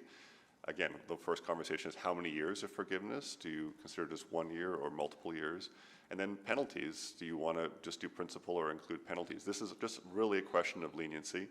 I will say that historically, council has gone both ways, and certainly I would say there's been several examples where penalties have been included as part of that conversation from council's perspective. It's again, nonprofits always a challenging space to deal with, but ultimately a decision of council's. So that means like for all three that we just have to decide how we want, and there's no recommendation from administration. We don't have a policy to inform the approach, right? So this is again why I think in the summer we'd like to come forward and start having more of that policy conversation with you. We can certainly give our thoughts on an approach at that point. You know, even in this context, I think there's an argument to be made about different approaches, right? You just have to kind of determine for yourselves what you think is the best approach to take. Yeah, I just think it's like we have assessed penalties before, so it's hard for me as a new counselor if I have no idea what those penalties have been before, to bring something forward that would be reasonable. Yeah, and I wouldn't want to get into a question of how much of the penalties. I think it's just a simple, do you include penalties or do you not? And then we would direct administration to figure out the amount of penalties? It's all included within the report. Okay. The dollar numbers are all included there. So you would, the amounts shown based on the different motions that you may decide to make would be including with or without penalties, and the amounts are shown there. The Alberta Craft Council is actually the one exception where there is no education tax at all, and so because it's in the CRL, and so it was exempt when the CRL was created, so there is no education tax uplift. It actually is entirely municipal tax forgiveness, that option there. So that's the one example where forgiveness could result in a full forgiveness amount. Okay, thank you. Thank you. Councillor Salvador, you ready to make your motion? Yeah, thank you. So I'll move that committee recommend to City Council that tax forgiveness for the Alberta Craft Council account 3379708 be approved in the amount of $7,377.05, along with associated charges and penalties. Thank you. And what we'll do, even if folks want to talk about the other ones, let's just do this one first, vote on it, and then if folks want to make motions on the other two, you can do that as well. Do you have any further introductory comments, Councillor Salvador? Please. Sure, yeah, thank you. Well, first of all, I really appreciate the conversation today. I wanted to move this one first because in my mind, it is fairly straightforward and most closely resembles an error of fact. I think based on the conversation today, for sure there's opportunities at a policy level to be able to discuss some adjustments given the trends that we've been seeing, and with this case in particular, worthwhile to look at error of fact provisions at that time. But in the absence of that policy conversation, I do think it's reasonable, given everything that we've heard, to advance this. And I'll leave it at that for now. Thank you. I see Councillor Stevenson. Do you have questions, or are you to speak? To speak, please. Okay. I don't see any other questions. I believe we've asked a lot of questions at this point. So, Councillor Stevenson, please go ahead and speak. Thank you. And Mr. Chair, would you like me to speak just to this motion? Yes, just Or this one. okay. This one, because if we have to wait to see if the other two are put on. Okay, yeah, thank you very much. Really glad to have the chance to speak briefly in support of providing this release. So thank you to Councillor Salvador for putting it on the floor. You know, when we're considering these applications, there's a number of factors that come to mind for me. You know, first and foremost is the fact that, you know, these were taxes that we were never, you know, for lack of a better word, meant to collect. You know, this organization has been tax exempt. It's met our policy for many years, and what we have is a challenge in paperwork. You know. Every financial decision, as was highlighted, does have impacts on all taxpayers in the city of Edmonton. But again, I'm reassured by the fact that we do have a $17 million fund to provide these sort of buffers, I suppose, and it won't sort of lead to any additional pressure in the short term. I also, you know, of course, want to ensure that we are doing what we can with the tools that we have to support organizations that add value in our community.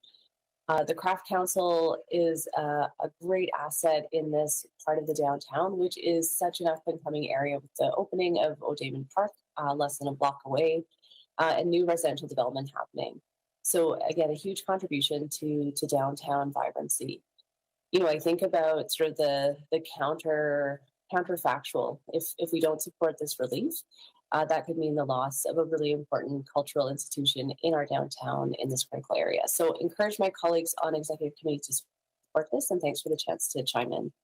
Thank you. I don't see anyone else to speak. Councillor Salvador, any closing comments? No? Please vote.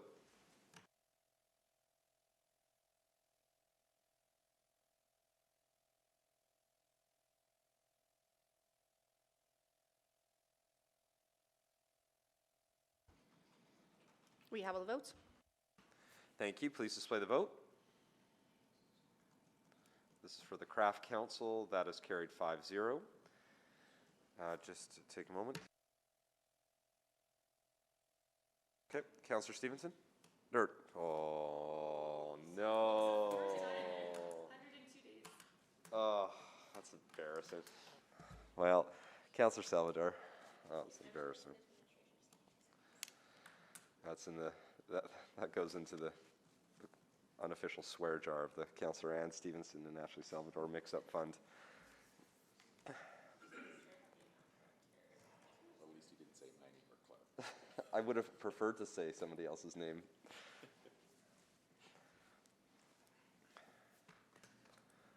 Okay. Clerk should have the wording now. So I'll move that committee recommend City Council the tax forgiveness for the Ethiopian Community Association in Edmonton, account 3379708, be approved in the amount of $59,802.73. Thank you. Any introductory comments? Yeah, I once again really appreciate all the speakers coming out today. Really appreciate hearing from the Ethiopian Community Association, who do have a history of bringing so much value to our community, but also a history of being previously exempt. You know, this is an example where I think we can clearly see that there was a gap. We heard from our speaker during COVID, there were some challenges with turnover and continuity. But for an organization that does have a history of consistently renewing and applying, I think this is a reasonable way to move forward, understanding that they have really acknowledged and understood and owned that gap and mistake. But yeah, once again, I'm comfortable with this at this time. This does include the full amount. Just for transparency, there were the two options to be able to bring forward either the 1 year or the 2 years, and I felt that 2 years was appropriate here. Thank you. Thank you. Checking, are we for questions, Councillor Tang, or speaking? Yeah, question. Yep, please go ahead, Councillor Tang. I guess first to the mover, so then the excess 21,000 for the leasee is just not included because you're anticipating they might submit any paperwork actually, I don't know. So yeah, great question. And based on what I heard from administration, and maybe this is a point of clarification that would be directed to them as well, that this would be for the 2 years of principal as well as penalties. And maybe clarify your question. You're saying above and beyond? I thought the amount was like 80. It's 81, so that delta, maybe to administration then, is 21. Yeah, so you're correct, Councillor. There is a total amount owing on that account of 81,000 and change. That, however, does include local improvement charges as well as education amounts. So I certainly would not recommend doing that full amount. But to Councillor Salvador's point, yes, there's also a component in there that relates to the lease of an organization that we've been told today, is a nonprofit organization which has yet to file exemption paperwork. So if and when that takes place, there might be another conversation to be had at that time. But until so you have the paperwork for the rest of the building. Effectively, yes, for this portion held by the. Got it. Okay. So they still have some homework to do. Mahara, I hope you got that. You got some homework to do still. Okay. We can follow up as well. Yeah, great, thank you. And then what is the penalty portion of 59? If 59 less the penalty, what would that amount be? So the principal in the report was 41,000. When you include the penalties, up to 59.8. So that's about 18,500. And that's for 2 years of penalty. 2 years. Is that right? Correct. Okay. As well as opposed January and February of this year. I guess to the mover, would you consider not waiving the penalty?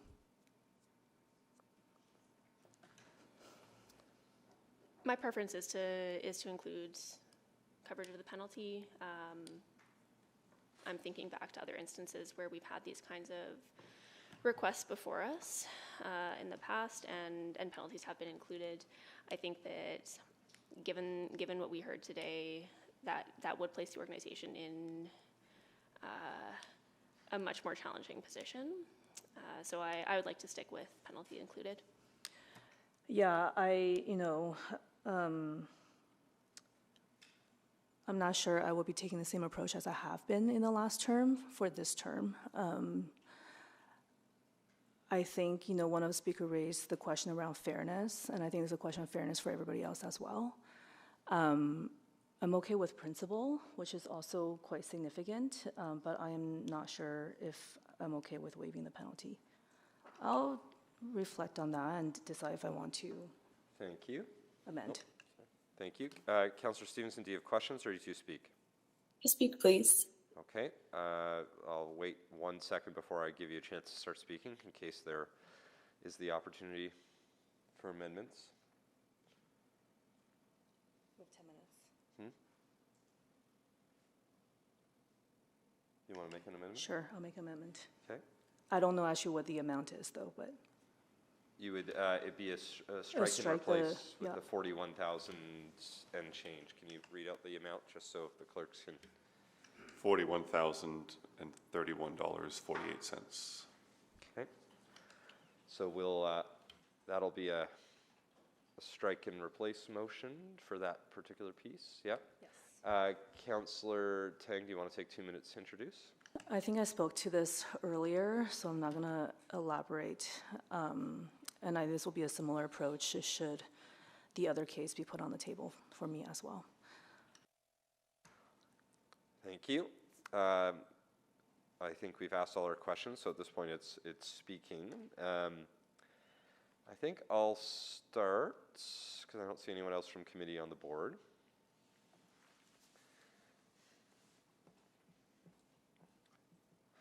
I'm hesitating before I start speaking because it's a tough one. I get why, actually, we should consider this because I do think, there's a responsibility that's we have 13,000 nonprofits that do a lot of work that are trying to, that we ask that submit paperwork. Our city staff do as much work as they can on trying to provide notices, especially on renewals. And so we want to continue to encourage that.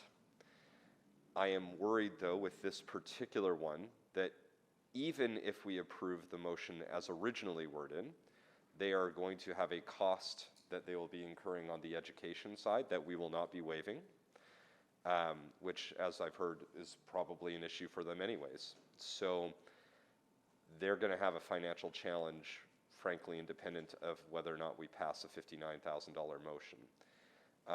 And so I'm just speaking very directly to our speaker that because we can't forgive all of it.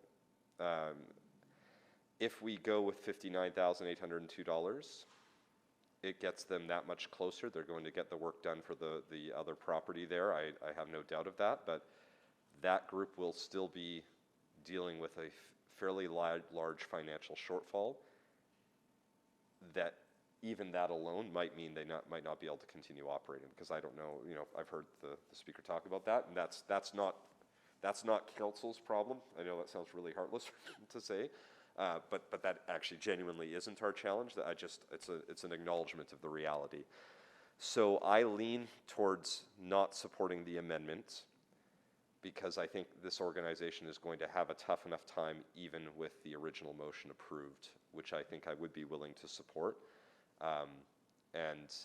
But I understand why we should be debating whether or not to allow the penalty piece, because over the 12 years we have sometimes allowed for penalties and sometimes have not. It is, and each situation is frankly unique. And I believe this is a fairly unique situation that I'm comfortable with absorbing the cost of the penalty, noting that the work has been done to fix the problem already, knowing that, frankly, even there was an acknowledgement of fault, and I appreciate that, because at the end of the day, I don't, is the system perfect on the administration side? No, but on the renewal side, we send out numerous renewal notices. So people do need to accept their own responsibility. I heard that from our speaker, and so I won't, unless I hear really compelling rationale otherwise, I don't think I will support the amendment, but I will support the original motion. Councillor Elliott, please go ahead. Thank you, Mayor.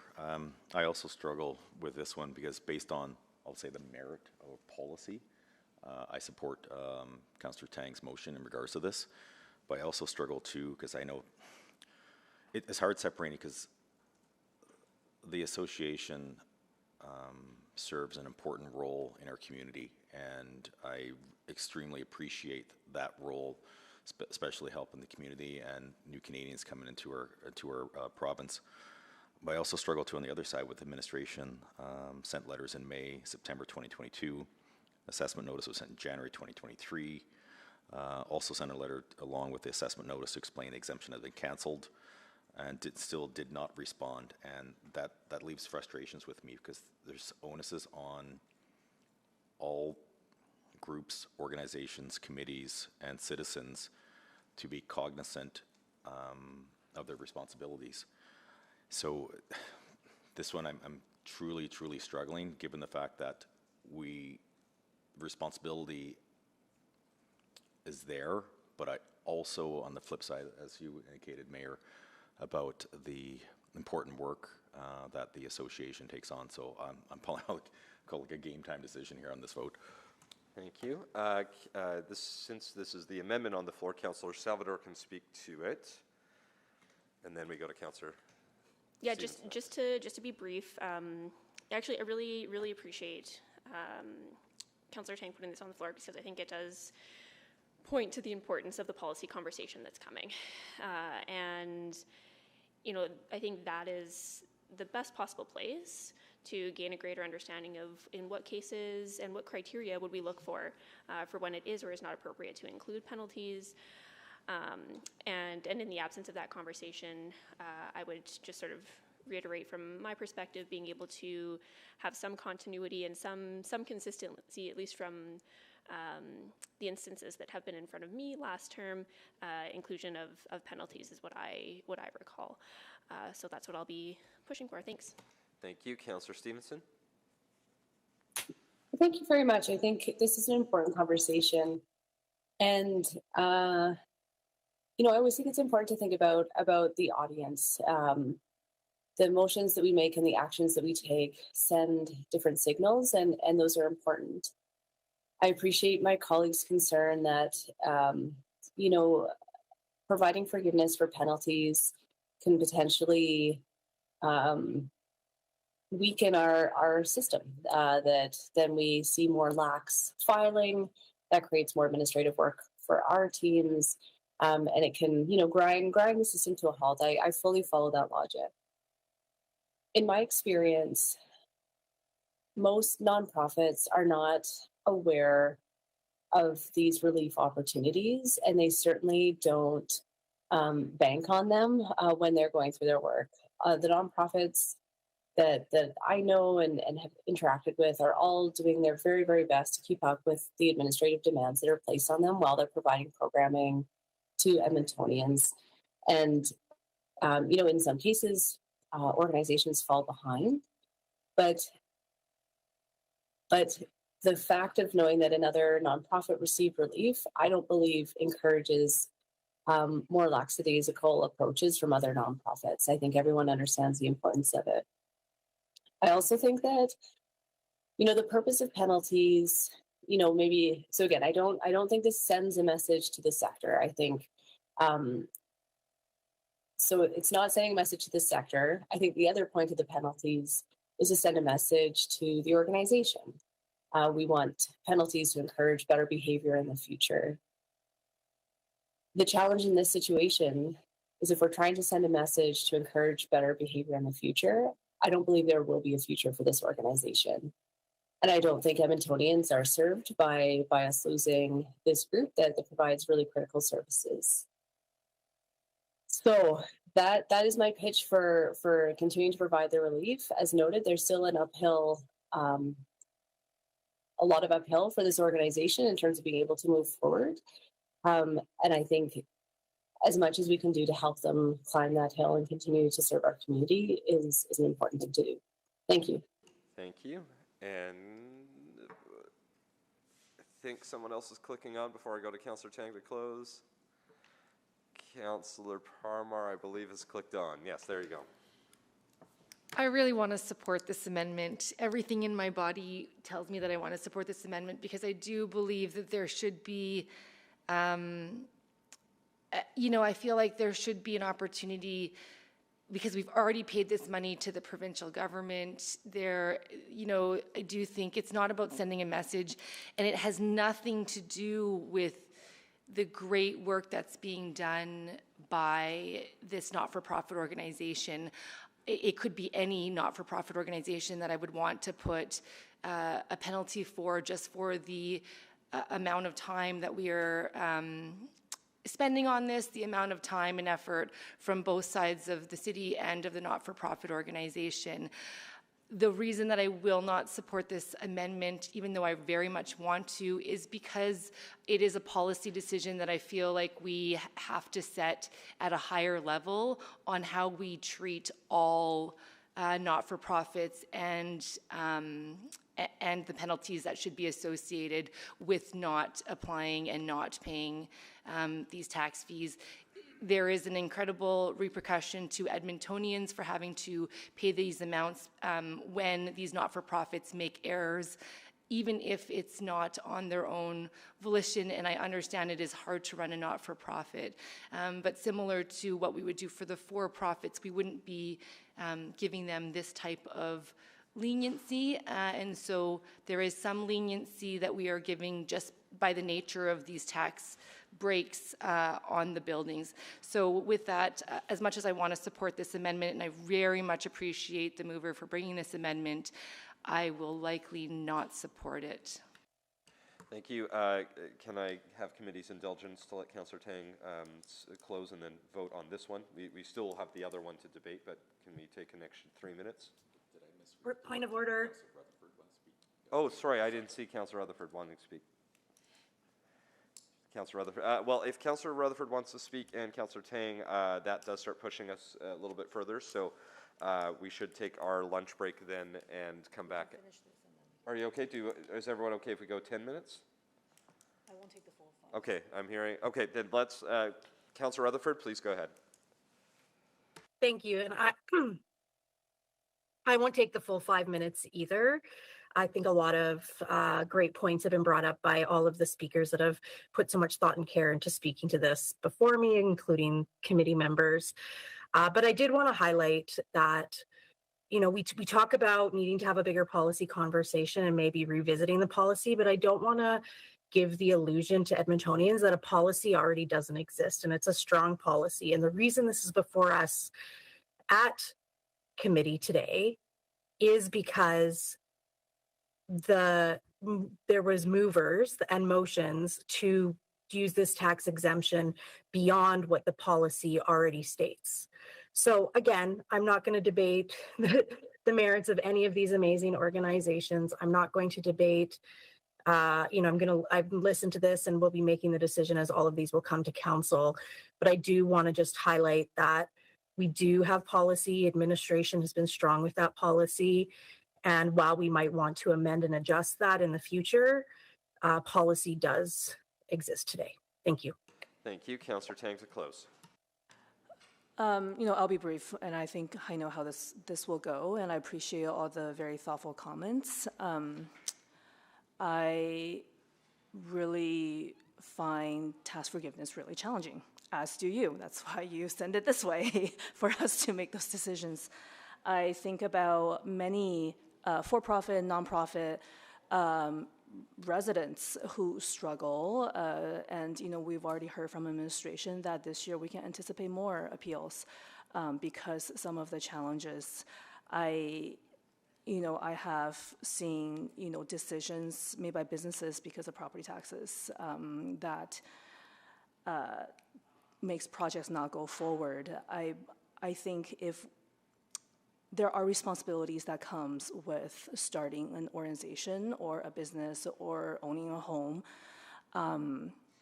This isn't, I think the organization has done your job. You've done your due diligence for many years. And this is why I am supportive of waiving, the majority of, well, in this case, 50%. But I think, I guess I'm just, on this question around fairness, I think there's a question for everybody else as well. So I appreciate the conversation. I think in the last term, because we haven't really seen a lot of these, I feel like we basically approve everything that does come towards us. And I think that sends a message that's not great either. And I think I want to be more thoughtful about these requests that come forward this term. I look forward to the review and hope that will give us more tool. And I agree with Councillor Rutherford.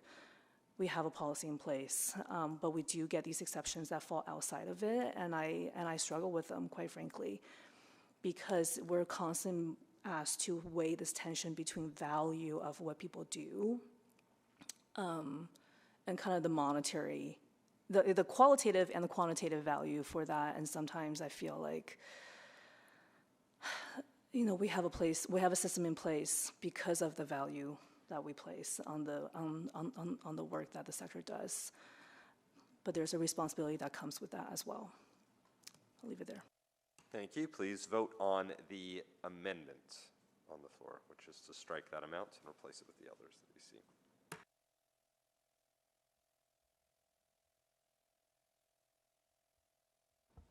We have all the votes.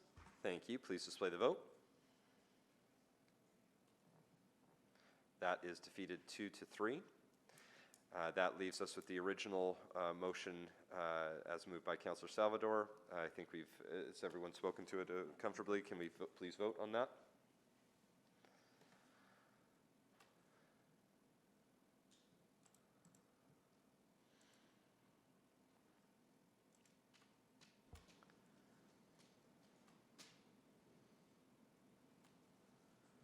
We have all the votes. Thank you. Please display the vote. That is carried 5-0. So what will happen is we're going to be taking our recess. When we get back, there is still the option for a motion related to the Homes for Hope. We haven't had anything put on the floor yet because we just finished those two. Pending any motion on that, once that item is completed, then we'll move on to 7.6 and finally 7.7. So we will be back at 1:30. Thanks, everyone.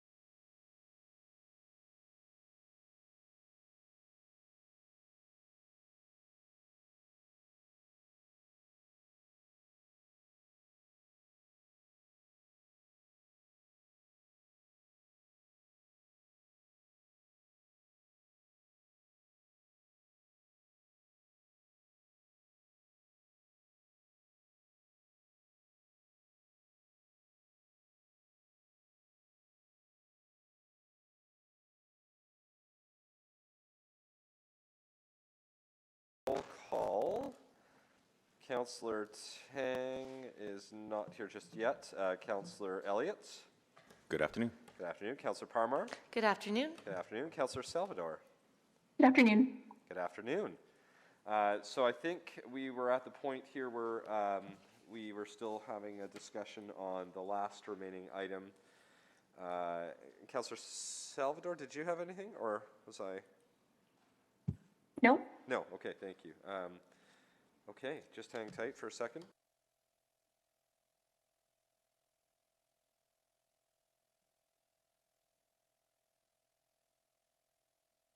Councillor Parmar, I think, is... Sorry, I was just clarifying. Councillor Parmar is just working on something right now. Just hang tight. We'll... Oh, and while that's happening, I should check in with other members of council who are here.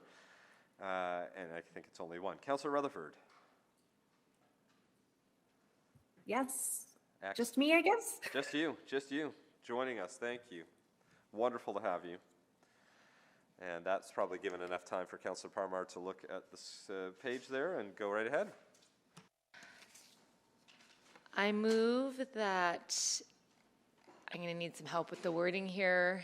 Do you want to just give us the amount that you would Yes, like to move, and yes. then we can do the rest? Yeah, $14,489.12. Okay, just give us a moment. Okay, we'll take one moment while that gets up on the screen. And as soon as that's almost ready or close to ready, I'll turn it back over to Councillor Parmar for an introduction. There it is. I think I see it on the screen. Councillor Parmar, would you like to go ahead and introduce? Yeah, I think these are really challenging times that, you know, the tax forgiveness options that have come forward to us. And so I feel that there was, you know, I think we've seen now that in 2025 they are exempt moving forward, and it feels that there was a bit of a lapse in time.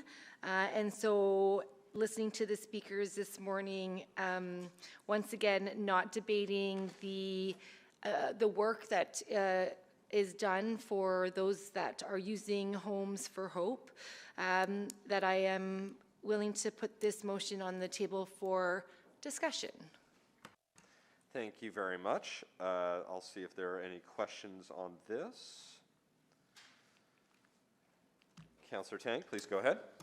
So this is for 2 years, including penalties, is that correct? To the administration. Correct. And so if I am looking to less the penalty, then it will be $9,958.47. For the 2 years, correct.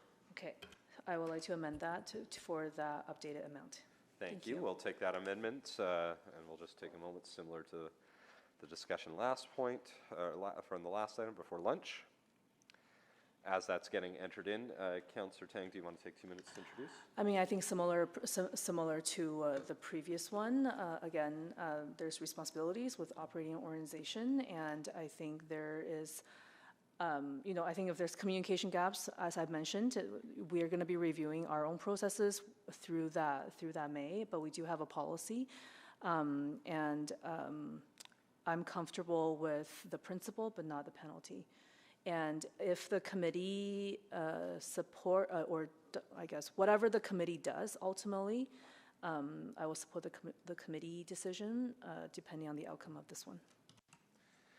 Thank you very much. Any other any questions on the amendment, which would strike the $14,489 amount with the $9,958 amount? Not seeing any further questions. Anyone wishing to speak?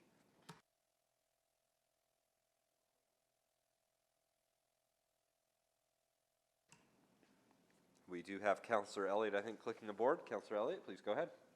Sorry, I was trying to click, but I had that closed down. I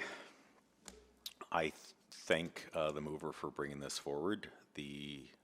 Where I struggle with is I know where we voted previously in the last two, and there is policy in place. What I struggle with is that there was a notification went out in May of 2023 August of 2023, May of 2024, August of 2024, and February the 14th, there was a final warning letter and tax came out for that. And I can't support this motion, and I gotta say, nor can I support the original motion, just because I find that there's a responsibility for people, and I know I spoke to it before, but I also believe that if we go down this road, there is a potential, as administration has indicated in their report, that it may potentially open a door for others to go in a similar route. So therefore, I appreciate the mover in regards to, normally I would agree with something like this, but in the whole, I just cannot. Thank you very much. Don't see anyone else on the board for speaking to it. Oh, maybe. I think there is someone coming up. Councillor Parmar? Oh, you're just going close. Perfect. Oh, wait, no, you're not, because it's an amendment. So if you want to speak, you speak now before Councillor Tang, who would speak on the amendment. You're good? Perfect. Then Councillor Tang on the amendment, please. Nothing for closing. Please vote.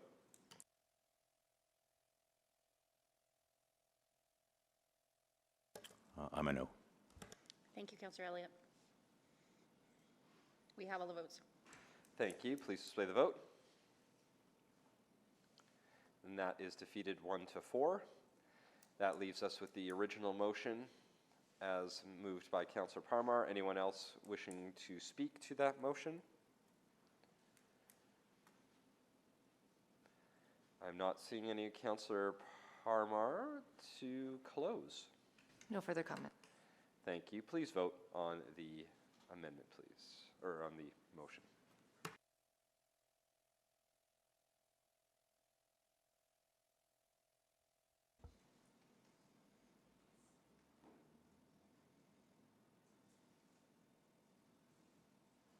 We have all the votes. Thank you. Please display the vote. That is carried 4-1. All right, so that covers the 7.3, 7.4, and 7.5. We are moving on to item 7.6, the single source request. Based on what I see in eScribe, I don't know if there's a presentation or just opening comments, but we'll give administration a chance to come up to the front on this.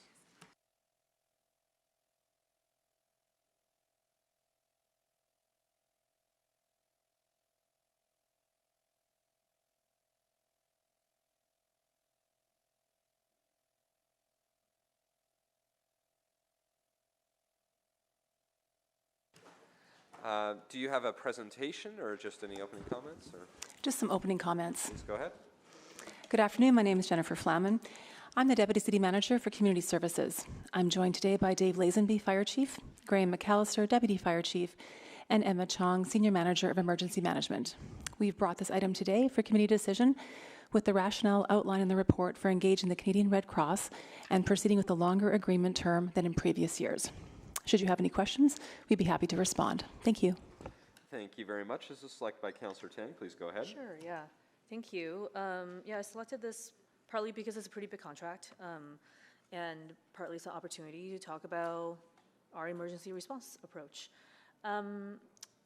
So I think, I know, but where we have we're close to recovering all the costs related to past relief work. Is that correct? And the last one will be Q1 of this year. Yeah, that's a different contract, but that's with the province of Alberta, but I'll get the team to speak to the recovery. From the 2023 and 2024 wildfire seasons, we have a cumulative $1.5 million outstanding. We're just working through with other local authorities and through provincial processes to complete full recovery, but that should be completed within the next few months.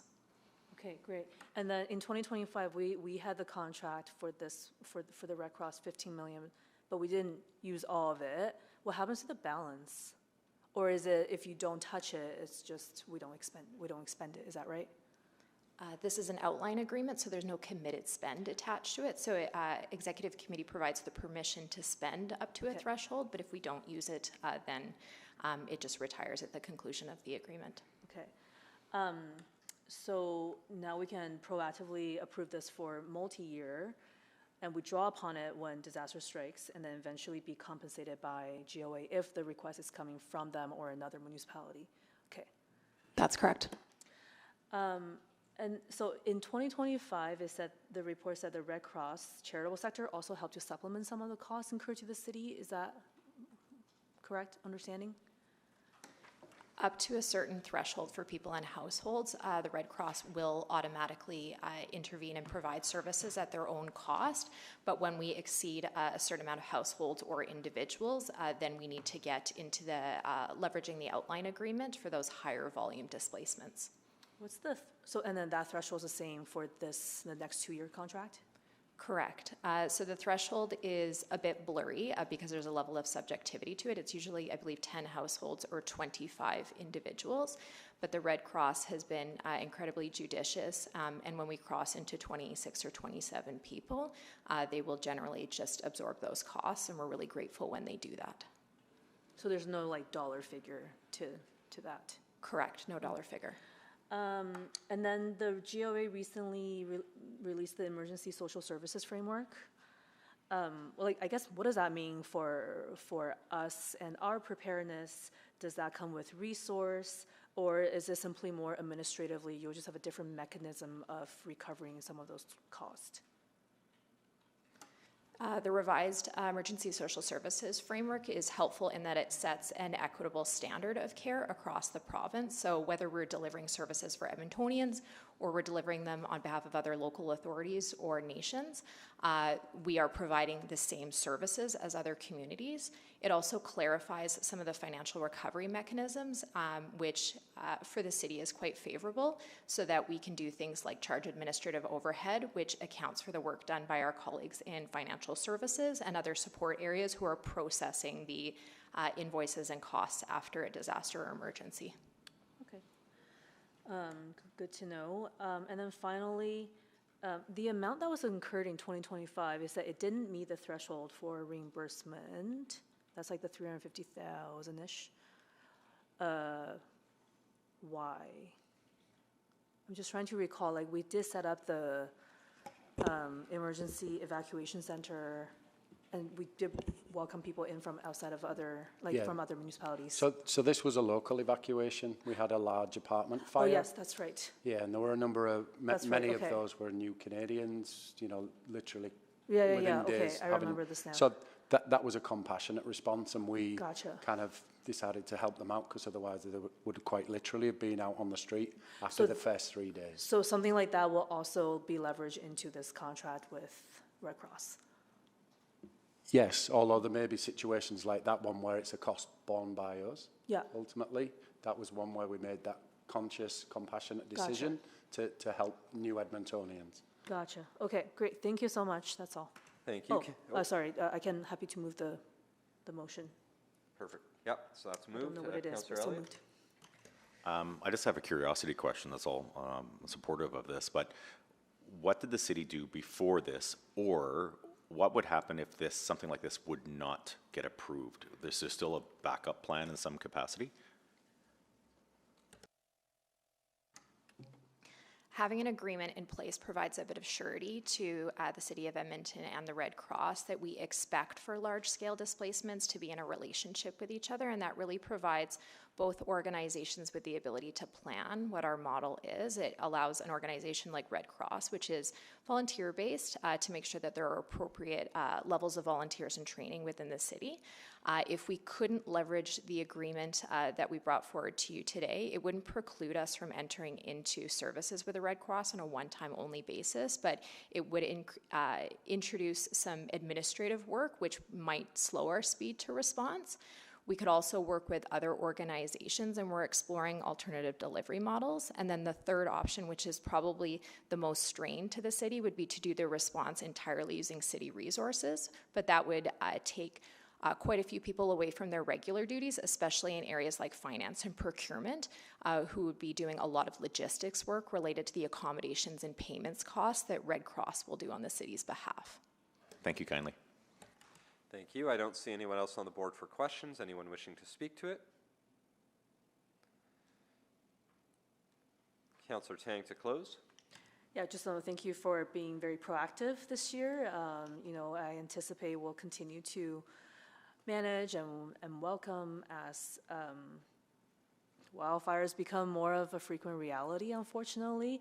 But I also feel like in the last few years, the city of Edmonton has gotten better and better at our response and more prepared.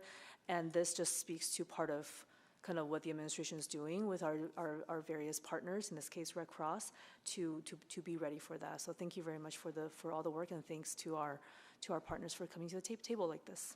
Thank you. Please vote.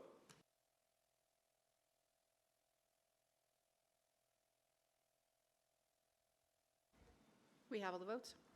Thank you. Please display the vote. That is carried 5-0. Thank you, everyone. We will bring up our delegation for the last item of business, which is the Happy Beer Street Entertainment District Establishment Bylaw.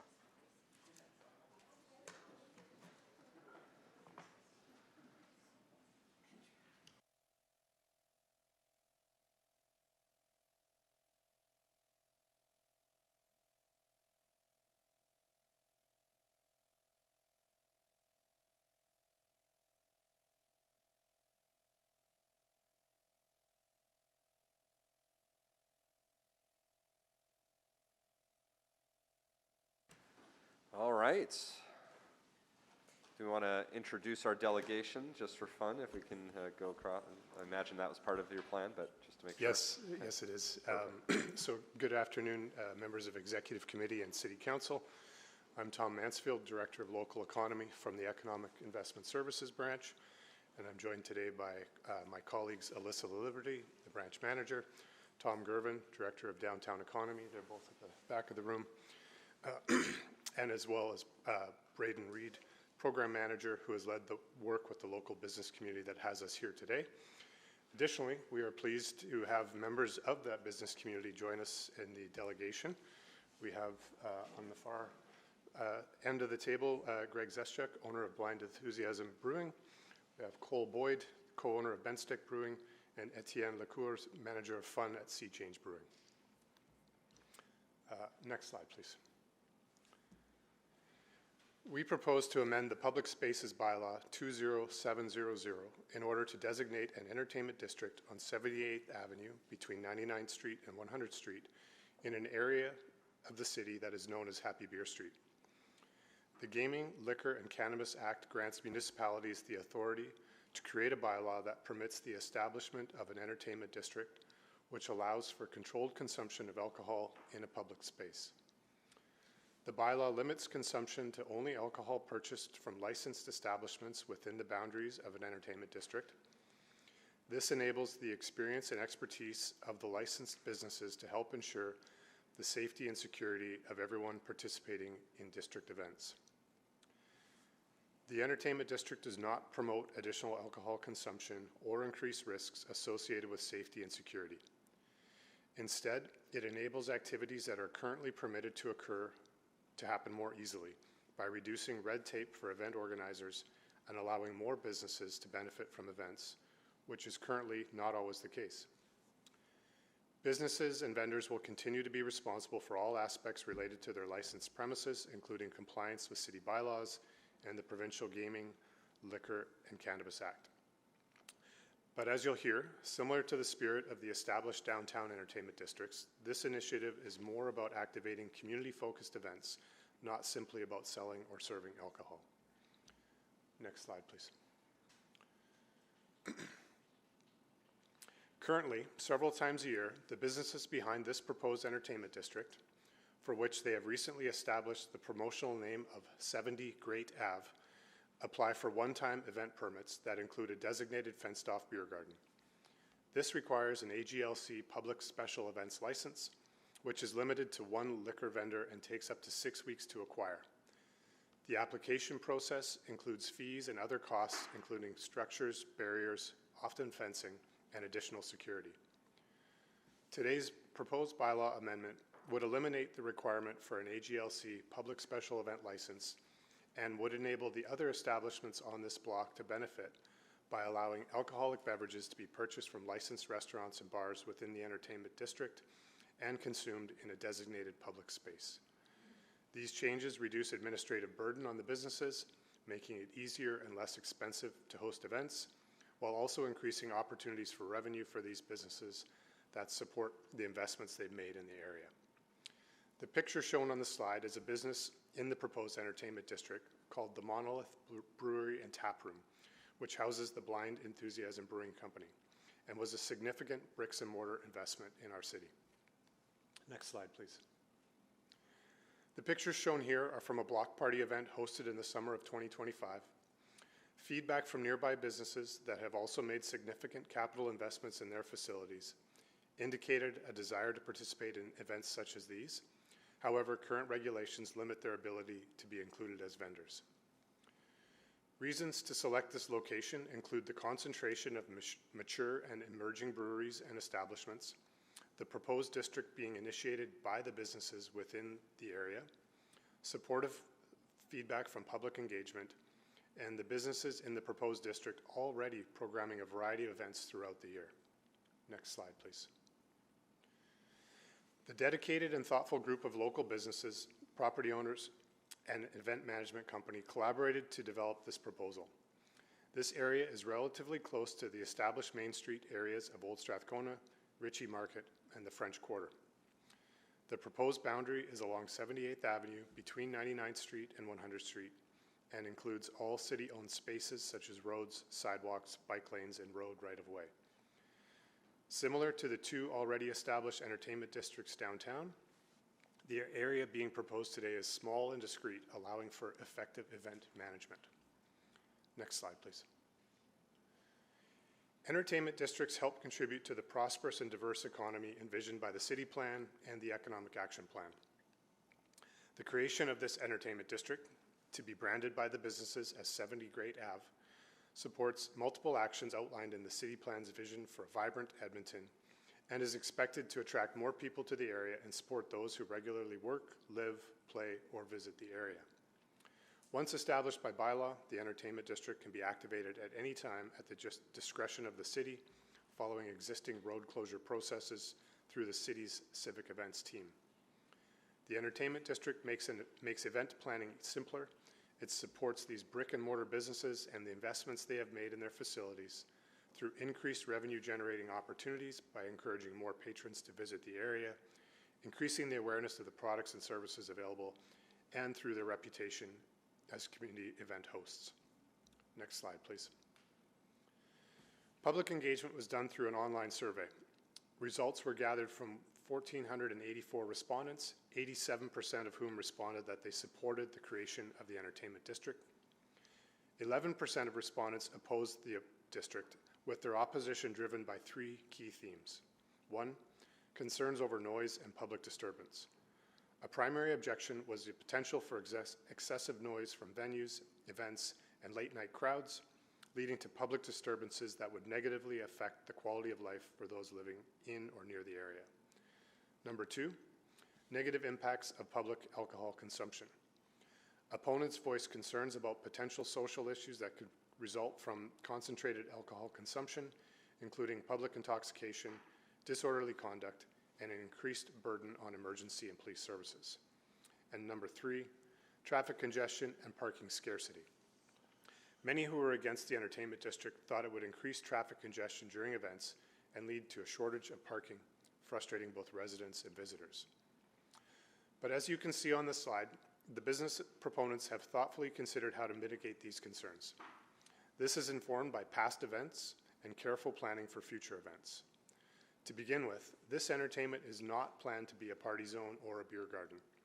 While our report today refers to the Happy Beer Street Entertainment District, because of the broader area in which the boundaries exist, you can see by the branding of 70 Great Ave that this is about much more than alcohol sales and consumption. A variety of events throughout the year are planned, focused on different interests and themes. Safe, neighbor-friendly event management will be at the forefront. Next slide, please. This entertainment district is an example of community investment. The activations will be planned, organized, and executed by the local business proponents without funding or in-kind resources from the city. The 70 Great Ave organizers, in consultation with nearby businesses, will refine their programming plans for 2026 and work with civic events to schedule road closures. During this first season of programming, designated staff support from our Economic Investment Services branch will be made available to assist in navigating all city requirements.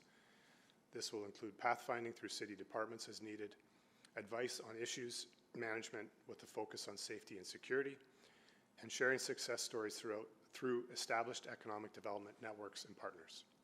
Next slide, please.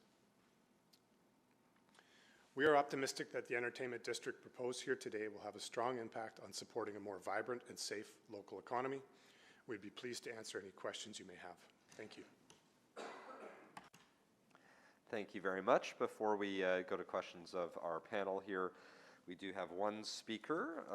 That was Natalie Dara, I believe, from Paths for People. Yes, Natalie, I think you're still online. You'll have up to 5 minutes, and please go ahead whenever you're ready. Awesome, thank you. Hello, Executive Committee, Council, and all other folks in attendance today. Thanks so much for the opportunity to speak. My name is Natalie Dara, and I'm speaking on behalf of a group called Paths for People, a nonprofit organization that works to make Edmonton a more livable city and a friendlier place to walk, roll, and cycle. And so as such, I'm here to express our support for Bylaw 21371. We believe that this bylaw will support our vision of a human-centered, vibrant city that supports multimodal transport and transportation choice.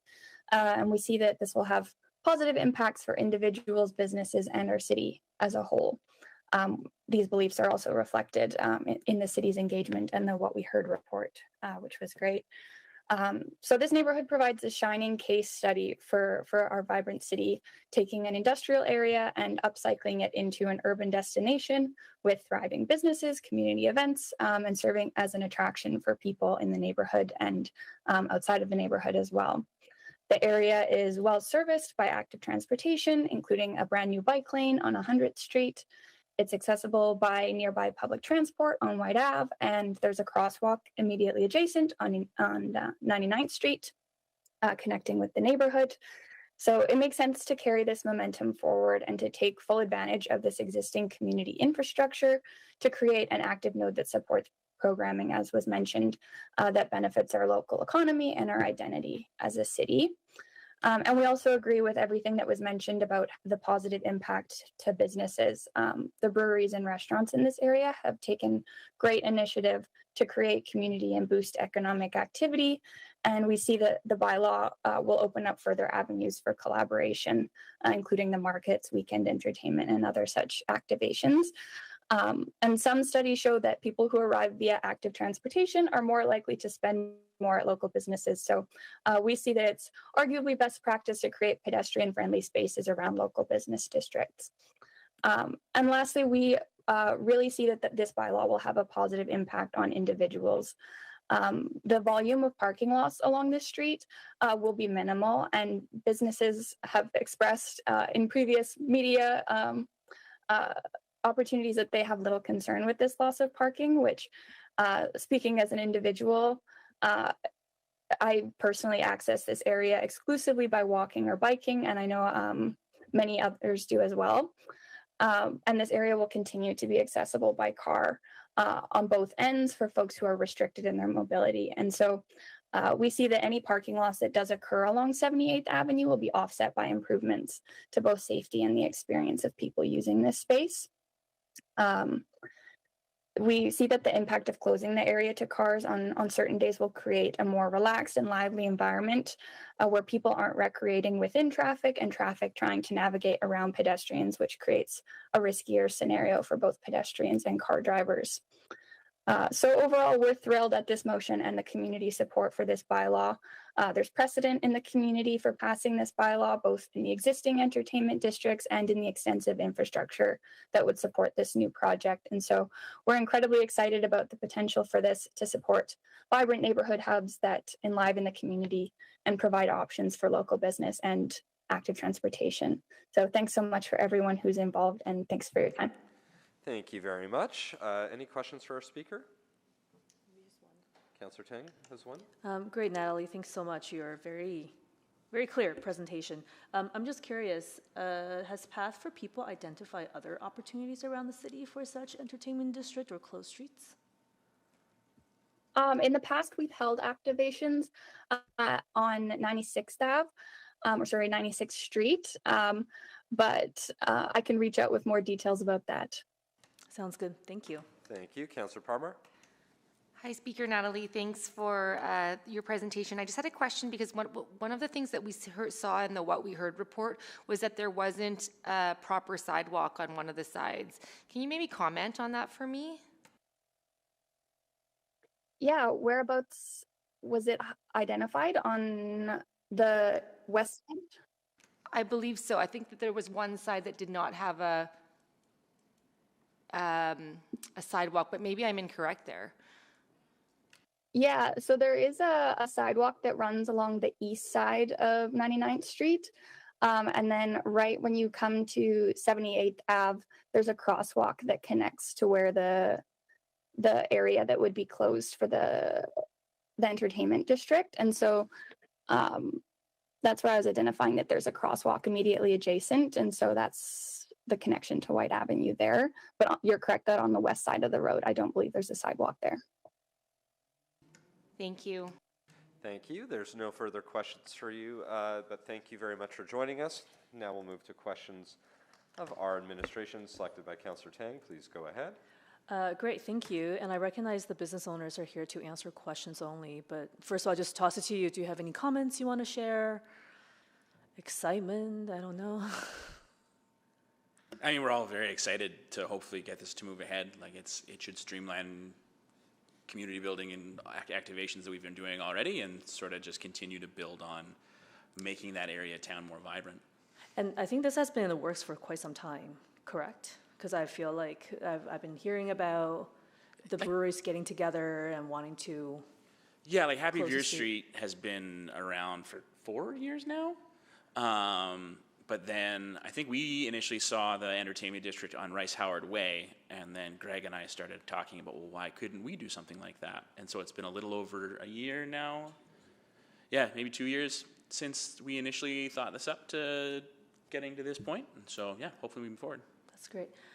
Speaking of Rice Howard, I'm wondering if administration can comment a little bit about the lessons learned on Rice Howard since the entertainment district, was there a boost to the business? Was there kind of the increasing crime and public safety issues as people were worried about?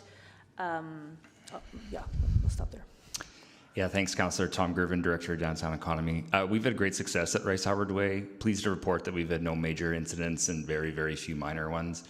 The businesses in general have been very supportive and have seen increases in revenue and patrons, and the momentum that that was started in 2024 continued in 25, and we've got further plans to activate the district in 2026. So we're very pleased with how implementation has gone and excited for what the future brings, not only for the downtown entertainment districts, but this potential one along Happy Beer Street. Rice Howard is year-round, correct?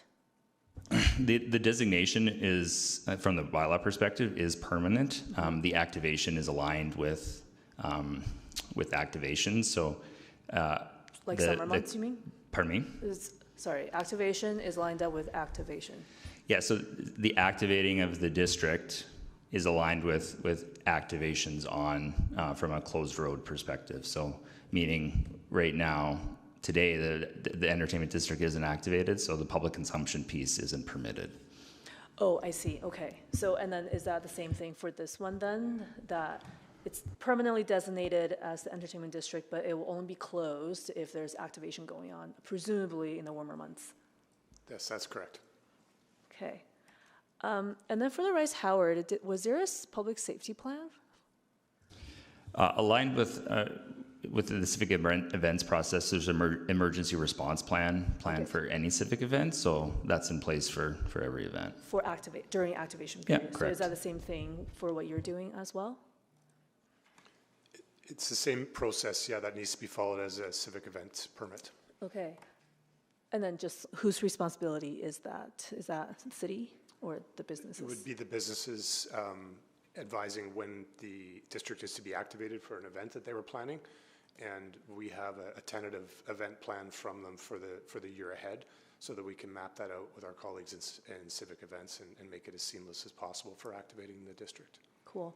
I am wondering about the improvement for pedestrians and cyclists, because I do go to this area quite frequently myself, and I noted the lack of sidewalk in some portions of it, and it's just not great. People walk on the street, which I think, anyways. But wondering if the city can speak to that, like, is there going to be any improvement on the infrastructure side? At this point in time, there's nothing planned. However, through the Corner Store program, which does streetscape projects throughout the city, a number of which have been completed over the last few years, we have identified this area as one for consideration to try to align with some renewal going on in 76th Avenue. So there's no decisions have been made. There's still a process that would have to be followed, but we've identified it as an area of interest for sure. I thought I heard the speaker earlier mention bike lane or bike path on 100th Street. Is there one? I don't remember when I...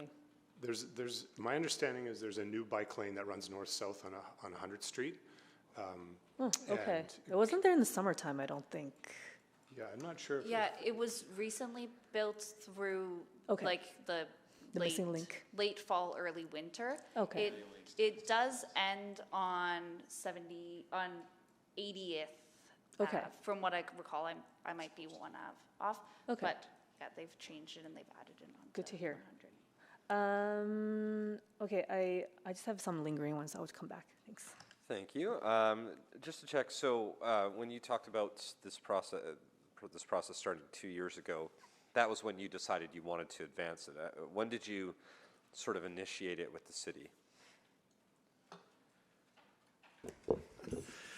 We started last. Excuse me.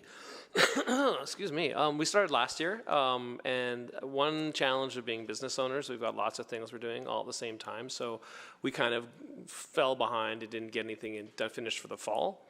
So we thought we'd do it this year, and then of course we really appreciate you guys picking it up this early in February. So, you know, we have businesses to run, so we're not super quick at getting sort of extra stuff done. But it's actually been no issue with the holdups. It's actually we've been the holdup. Okay, that's what I wanted to. Oh yeah, it's been us. Yeah, essentially, I'm not even. I just want to see how we do more of this, and I want to make sure we've, like, now we're doing multiple. So I'm looking at the city side, and are we learning to, like, because I appreciate we still have to pass a bylaw, like that step we can't avoid, but I'm just trying to figure out, like, you know, clearly, Rice Howard Way, the world didn't end as expected. The world's not going to end here. Like, even the public engagement portion of that process before you come for a bylaw, I'm like, if we got businesses that want to do these things, are we thinking about how we can continue to modify the process? So as long as they're not holding us up. I can add to that. I mean, the city team did an amazing job. And they also led when they said, hey, you guys need to do public consideration. We're like, oh my goodness. But then they end up doing it for us and helping us. And like, they largely carried the weight and we kind of facilitated it. So there was really, it was a good process. That's all I'm saying. So yeah, what I'm just curious about, because I think what we're going to see more of this. More people want to do this, and I want to make sure we've given you permission as administration to do more. And you know, what are there things we're learning that we can be sort of saying, hey, we probably don't need to do this anymore, so that we can get more going at a short amount of time. So I'm looking over there. Yeah. Mayor Knack, I appreciate that feedback. I think the concept of entertainment districts was very novel 2 years ago. Yep. And the engagement we felt was appropriate given that novelty. Agreed. Moving forward, I agree. I think there's opportunities to streamline and also build on lessons learned. I can also add that we've had conversations, including an active one with the province through AGLC, about potential improvements to the act that would reduce the timeline. Right now, we are restricted to designate entertainment districts by bylaw, and that is preventing us from being more nimble from a delegated authority perspective. But that's currently provincial, so you're working with them on that. I love hearing that. It's entirely provincial, not to point fingers, but we have been proactive and have looked at ways to have the language be interpreted in a more business-friendly, red tape-friendly way. Unfortunately, the language doesn't permit that, but we're hopeful that there could be changes there. They're just not imminent. And only 2 years in, so that's great and for us, and so that's why I just wanted to make sure. I don't, and to be very clear, these questions are not because I think we're doing a bad job. I think y'all are doing a great job. I'm just trying to see, I want to see more of these across the city. If we've got business owners that want to do this, I just want to make sure we're doing everything possible to help them. And so even hearing you're looking at things like how much engagement do we really need to do versus being willing to adjust, I think those are, I'm glad you've had those conversations, and that was really the most important thing to know. I'd suggest this, the public sentiment's been very positive, and both in terms of proposed ones like this and the events and the activities that are happening within. So we'll definitely take that advice. Love it. It's great work. Great work. Okay. Well, that's it for me. Councillor Elliott. Thank you, Mayor. To admin and maybe some of my colleagues across the table, does this fall in the boundary of the Old Strathcona Business Association? And so you're just outside of the OSBA? Okay. And secondly, I'm trying to remember the boundaries. I'm trying to determine if White Avenue Beats falls in your jurisdiction as well. And because I think it's right on the edge, but I just want to know, has EPS been contacted? Because I think it would be beneficial to have White Avenue Beats be a part, just for the relationship from safety standpoint to help you out with any issues. And I just want to find out, have you had a relationship with White Avenue Beats or not really?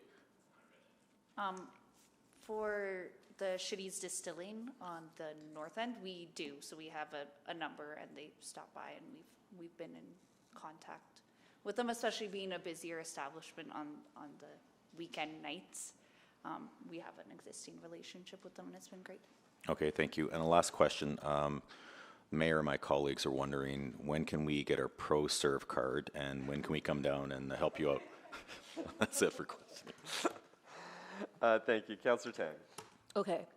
Well, first of all, I will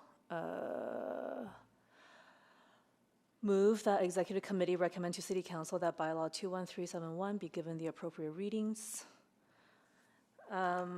Just a couple final questions.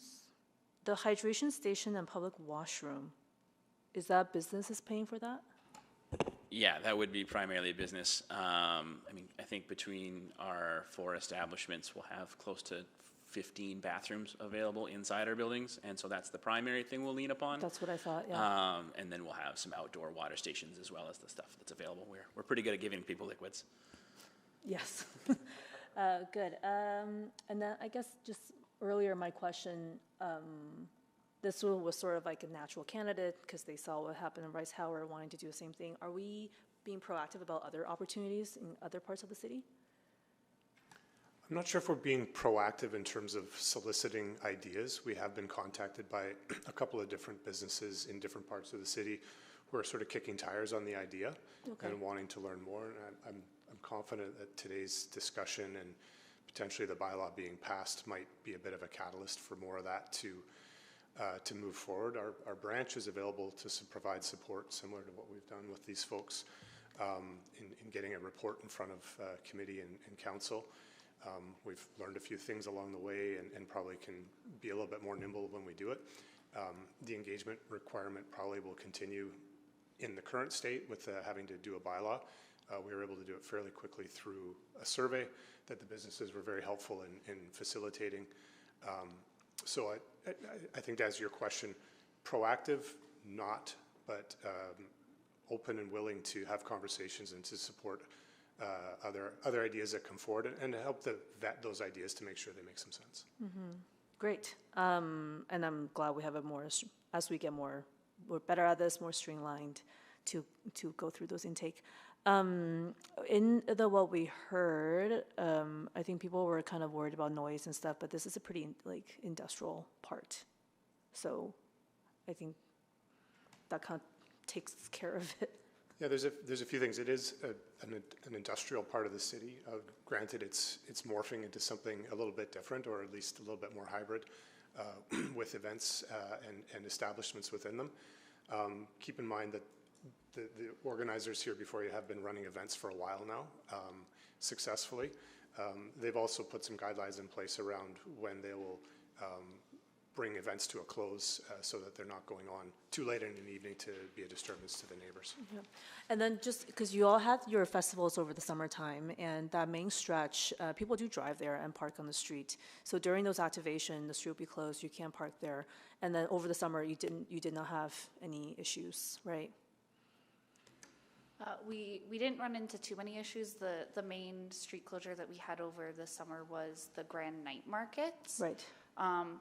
We ran into one issue that was addressed promptly with the security plan that was in place, which we planned to have something very, very similar along those lines. Okay. And when it came to parking, there's still all of the street parking along 100 Ave, and then I do believe that new bike lane that has been installed will help with having more cyclists now that there's somewhere a bit easier and safer for people to bike to our establishment. So active transportation will hopefully bring more businesses to you. Yeah, that and like we're in a pretty dense residential area. So many of our customers are within walking already. Like we will draw people from outside of the neighborhood and even the city, but there's ample parking for people. Ample parking, even with the closed streets. That's good to hear. I had thought, so Shitty's is on 78th? Yes. And then there's brewery on, is it 77?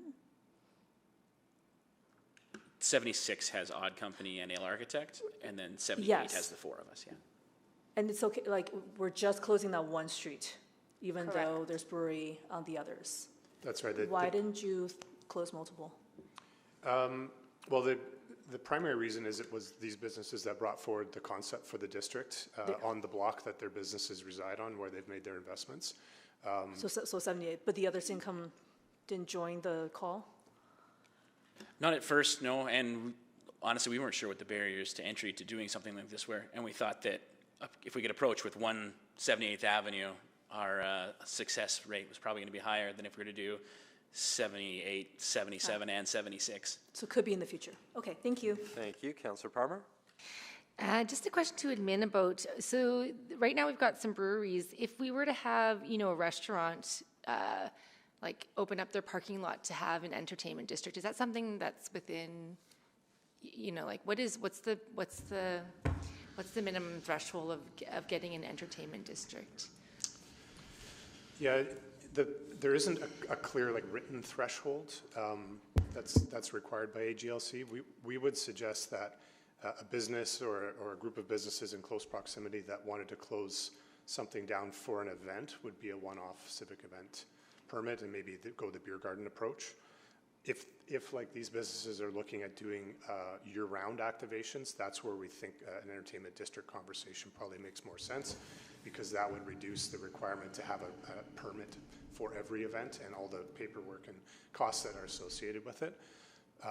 So in the case of the businesses here before you, they came to us initially with maybe 10 events a year they were thinking, and I think they've scaled that plan up since that point. So it's year-round activations, and it's multiple activations at least once a month on average. So I think that's where the entertainment district conversation makes a lot more sense, because you're going to save a lot of time and effort for those closures versus maybe 1 or 2 events a year. Councillor, sorry if I may, the entertainment district only applies to public space. So if a restaurant had a parking lot that was private land, they couldn't designate it as an entertainment district as per the regulations of the Liquor and Cannabis Act. Okay, thank you for that. To the businesses, so do you work as a group then? And then how do you plan this? Just out of curiosity. Yeah, I'd say as a rule, the craft beer community is quite collaborative, and we all know each other essentially outside of work as well, and go by a rising tide floats all boats. And so there's some group chats that go around and say, hey, what do you think about this? Do you want to sit down? We usually go to Shitty's and have coffee in the morning and sit down, and we made our yearly events plan loosely for now. But, yeah, I'd like to add, we have some collaborative events where we're planning to all host together, but just to maintain the safety plans and make sure that there's always going to be somebody that's in charge of ensuring that we're following the safety plans and permits and all of that. Amazing, thank you. Thank you. There's no further questions. Anyone wishing to speak? I'll just quickly say, again, first, I just want to thank all of our businesses here who are bringing this idea forward. Appreciate that you're looking to continue to build sort of opportunities for community to come together and connect with each other. So glad to hear. Really appreciate your positive feedback from all the city staff who are doing that work. That doesn't shock me, but I'm glad. It's always nice to say those things publicly. Even, hey, we still have one person from media here at the back who gets to hear that great story about the support you received to make this happen, and that really the only reason there was any type of delay was because it was on you and not them. And that's not a shock, because again, they've done great work. So thank you for sharing your story. Thank you for investing. Thanks to City Admin for continuing to work on this. This is really cool. This is great to see. I know it is fairly new, and so but glad to hear we've already talked to the provincial government about how we can streamline this process, further reduce red tape to try to eliminate this request on the bylaw piece. Glad to hear we're even talking about how we modify the engagement piece, because again, I think at the end of the day, if we have a collection of business owners in any part of the city that want to do this, I want to make sure they can do that as quickly as possible. And so administration is already doing that, and they're busy working hard to try to remove even more barriers to make it happen even quicker. So thanks to administration, thanks for your leadership on that. Wonderful to see. All around great news story. It's going to be delightful. So look forward to seeing the activation for this year and beyond. So Councillor Parmar. I just want to jump on the thank you train of thank you for taking time out of your busy day of business owners to come here today to listen to us, as well as listening to the beginning part of this meeting as well. I also want to thank you for choosing Edmonton as your place to do business. We see a lot of people looking outside of Edmonton, and so thank you for continuing to not only build your business in Edmonton, but also making it better. And so we often talk about how the best ideas come from people who are closest in business on the ground. So please keep on bringing those thoughts back to us so that we can continue to look at other opportunities to just make Edmonton the best place to live, work, and play. So thank you. Thank you. And Councillor Tank to close. Great. So I think this has been, Close Street has been a very long-term conversation at the city. I'm glad we started with the opportunity downtown and it's expanded south of the river. The Happy Beer Street is not exclusive to 78th Avenue. I go to this area too myself and enjoy it quite a bit. And so I do hope to see what that next iteration could be like, to include more businesses in the mix and create that walkable, bikeable, and livable community. I think this part of Ritchie and south of Strathcona is there has been a lot of, I would also say, infrastructure investment from the city over the years through whether it's the active transportation infrastructure, and I'm glad to see and I hear that the construction of that particular bike lane will continue this year to go all the way down to 76th Avenue, and I think that will really open up the space as well. And I appreciate the businesses' feedback too about, contrary to a lot of the things that we hear,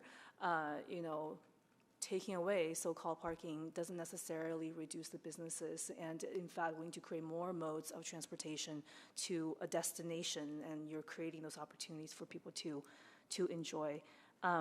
So great work. We are open for business. City is open for business. We have been, and we continue to explore those opportunities. So thank you for leading the way, working with the businesses here today. Thank you.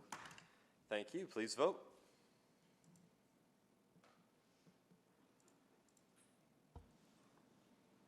We have all the votes. Thank you. Please display the vote. Shocking no one. That is a 5-0 vote. Item is carried. And that's it. Those are the items on there for business. So next is just to see if we have any notices of motion or motions without customary notice. Seeing none, we are adjourned at 2:24. Thanks, everyone.